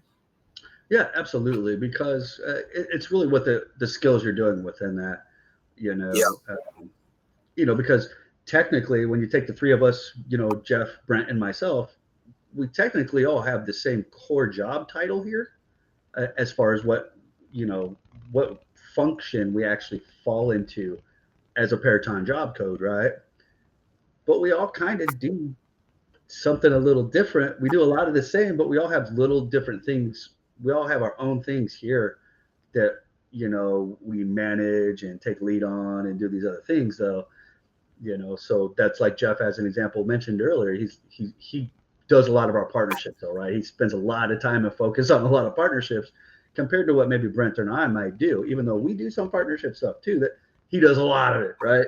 so like that's why, so he's our so he could say, he's the partnership management whatever, because he does do that. Mm-hmm.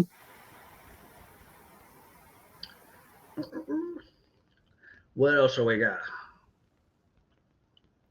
I kind of hit up the other one. So the one that we're currently on is I'm currently serving in the reserve component and wanted to ask whether reservists like myself are eligible to participate in the DoD Skill Bridge program.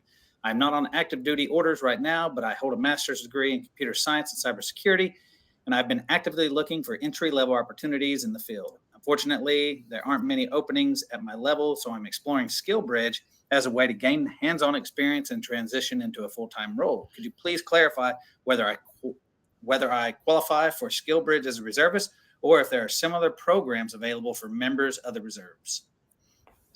I would like to just put something out there real quick, though. I do see someone asked about verifying clearance and then dropped our security operations email on there. Please do not email that email address. That is not, I don't know who had that email address, but that's not. Kyle, go ahead. Kyle worked with us or worked for Peraton for the last handful of years. So it tells that's not. Unfortunately, our security operations team just doesn't verify email or security clearances for anybody that reaches out to them. If you're an employee, different. But they'll work with you to determine like when you're due for reinvestigation and so forth. But they won't. Please don't email that email address. I did put an email. I put an email up there. I listed two different things up there to contact your previous unit or the sponsoring unit who did it. So if not, there's also a government website I can stick on there as well that you can check. I don't know how responsive they are based on, how long it honestly takes to get a clearance these days, but you can do either one. Yeah, definitely. So please do not email that email address up. Okay. Where were we at again? What was the question? We were asking about reservist and Skill Bridge possibilities, or if there's other programs available for members of the reserve that are not on active duty orders at the moment. That's a tough one because I do the Skill Bridge program management here. So technically, National Guard reserves are eligible to participate in Skill Bridge, but there's the qualifications are different than someone that would be, say, coming on active duty. I believe you have to be coming off of, Title 10. You have to be on Title 10 orders for a specific amount of time. I would have to look it up exactly, but it does require specific approvals from reserve commands to be able to participate in Skill Bridge because you're still getting paid by the component and not by Peraton. So there's some other rules that would follow in there. But if you reach out to us, though, too, I'd be happy to work with you a little bit to determine what to do. If you reach out to us at that militaryconnect@peraton.com, we can connect more directly and see, maybe connect offline from here and see if it's a viable option for you. But there's some extra rules on there. But if you go to the frequently asked questions on the DoD Schoolbridge website, it also gives you some reserve information on there as well as what qualifies you to be able to participate. I don't remember it all, unfortunately, off the top of my head while we're on the call. All righty. Awesome. Appreciate it, Brian. Next one is Sukumar says, will Paraton upgrade my clearance if the position requires more than what I have? For example, a TS instead of SCI. So with that being said, if the position that you're applying to says TS or must have, requirement is TS SCI and then ability to obtain, or TS and then ability to obtain SCI, 100%. They're going to upgrade that for you. But if it says, required TS SCI, and all you have is that T5, you have your TS, they're not going to upgrade it, unfortunately. They want you coming in the door with that SCI. Those are hard requirements, unfortunately. But if it does say ability to obtain and you already have that TS, absolutely, I'd jump on it.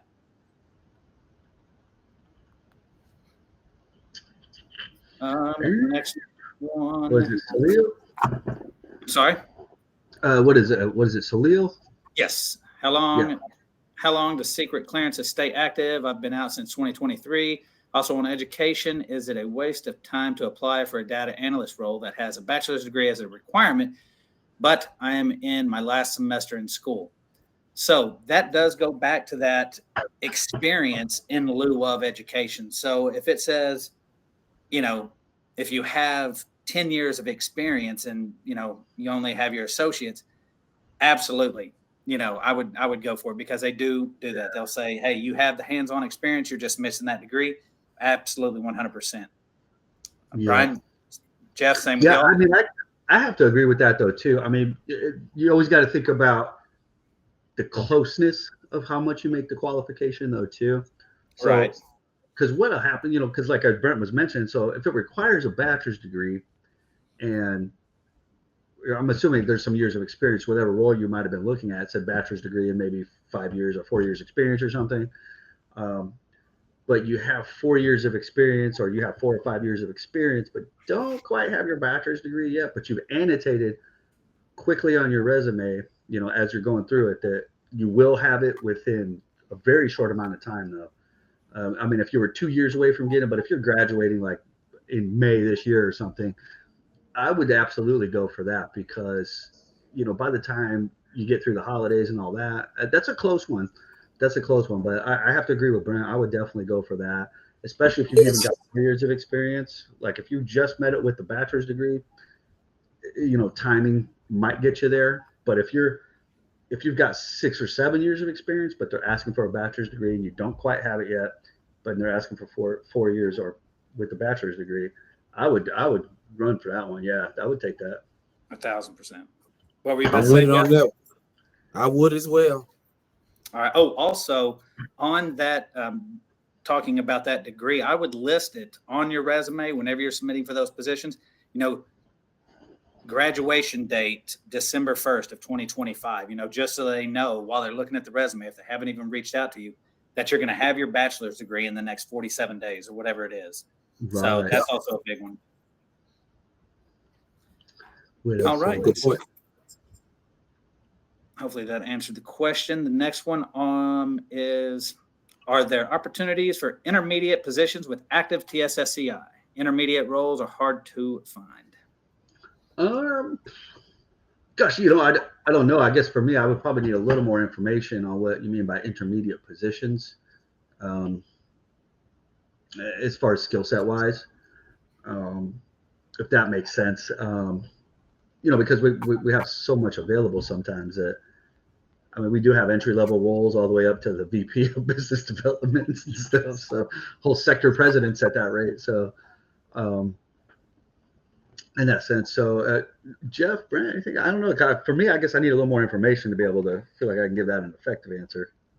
Yeah, that's kind of a broad question. It's, you would have to have some more information to be able to to give But a what good you're, response. well, I guess if I wanted to come up with a response, though, what I would do then, if you're just looking for roles, if you're looking for roles based off a skill, go to our website though, and on the filter, hit the TSSCI filter, and then in the search box, search by some of your skills or certifications, and that might help you find roles. Because it's the filter also gives you because it doesn't give you by seniority, if I'm right. Does it? I can't remember now. It does. I don't recall seeing that. Yeah.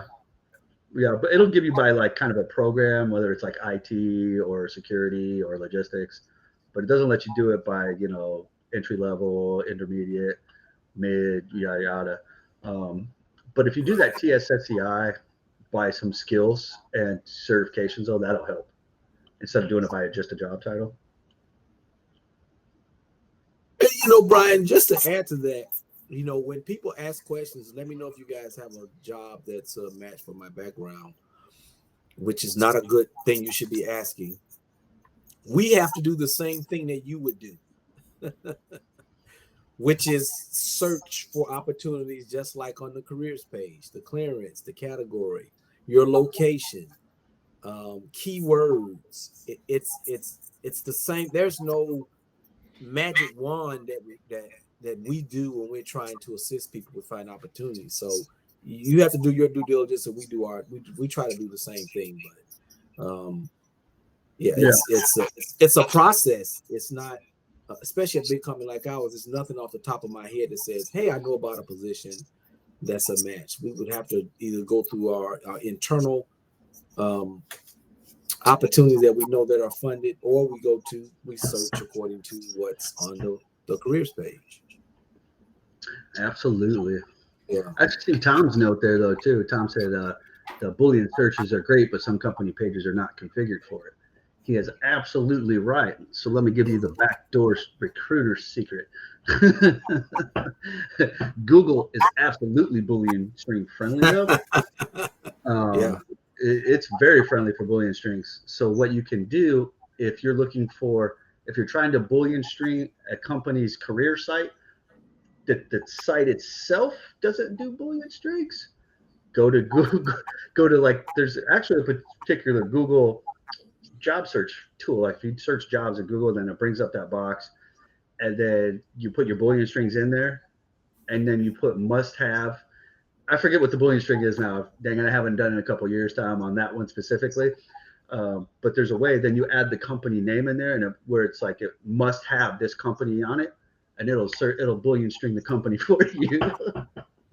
So that's a good way to bypass that one though. So, because not every search page will be Boolean friendly, but Google will, and just add the must have company on there in parentheses, I think it is. And then, because you're going to have your other your ands, your ors, ifs, all your other operators in there. But as long as it's got that one in there that's the must have for the company, it'll do it for you. But if you take the company out, then it'll just do all companies for that Boolean string. Because if you get no hits, that means there's none fit that Boolean string, or it's too aggressive of a Boolean string. Though that's the one thing with Boolean strings, you got to worry about being too aggressive with them sometimes, that you get 0 hits. What else we got though? Did I miss anything?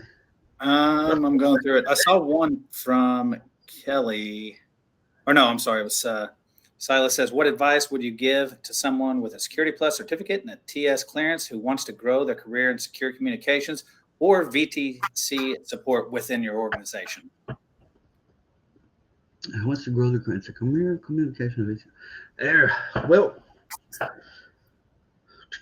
I'm assuming that means you've already got experience in secure communications or VTC support, judging by the question. So we do have those roles here. They're going to be location specific some though too. So, when you look at the size of Peraton as a whole, large company, 120 plus locations that we have people working at, right? If not more than that, I don't know. I think that was the last number I remember. I think I got that from you, Jeff. But so there's a lot of that out there. But some of those kind of roles are going to be more specific to locations. Like I know specifically our SciTech 3 program does have some secure communication and VTC support style roles out there. I would even almost just putting that in the search box alone. I don't want to, my screens are taken up, so I couldn't do it right now because I got the PowerPoint up still. But if you do that, I think if you just put the BTC in parentheses on our career site, it'll bring up some of those roles. I believe there's a couple SciTech 3 ones out there that will all require TS, and most of them will require Security Plus anyway.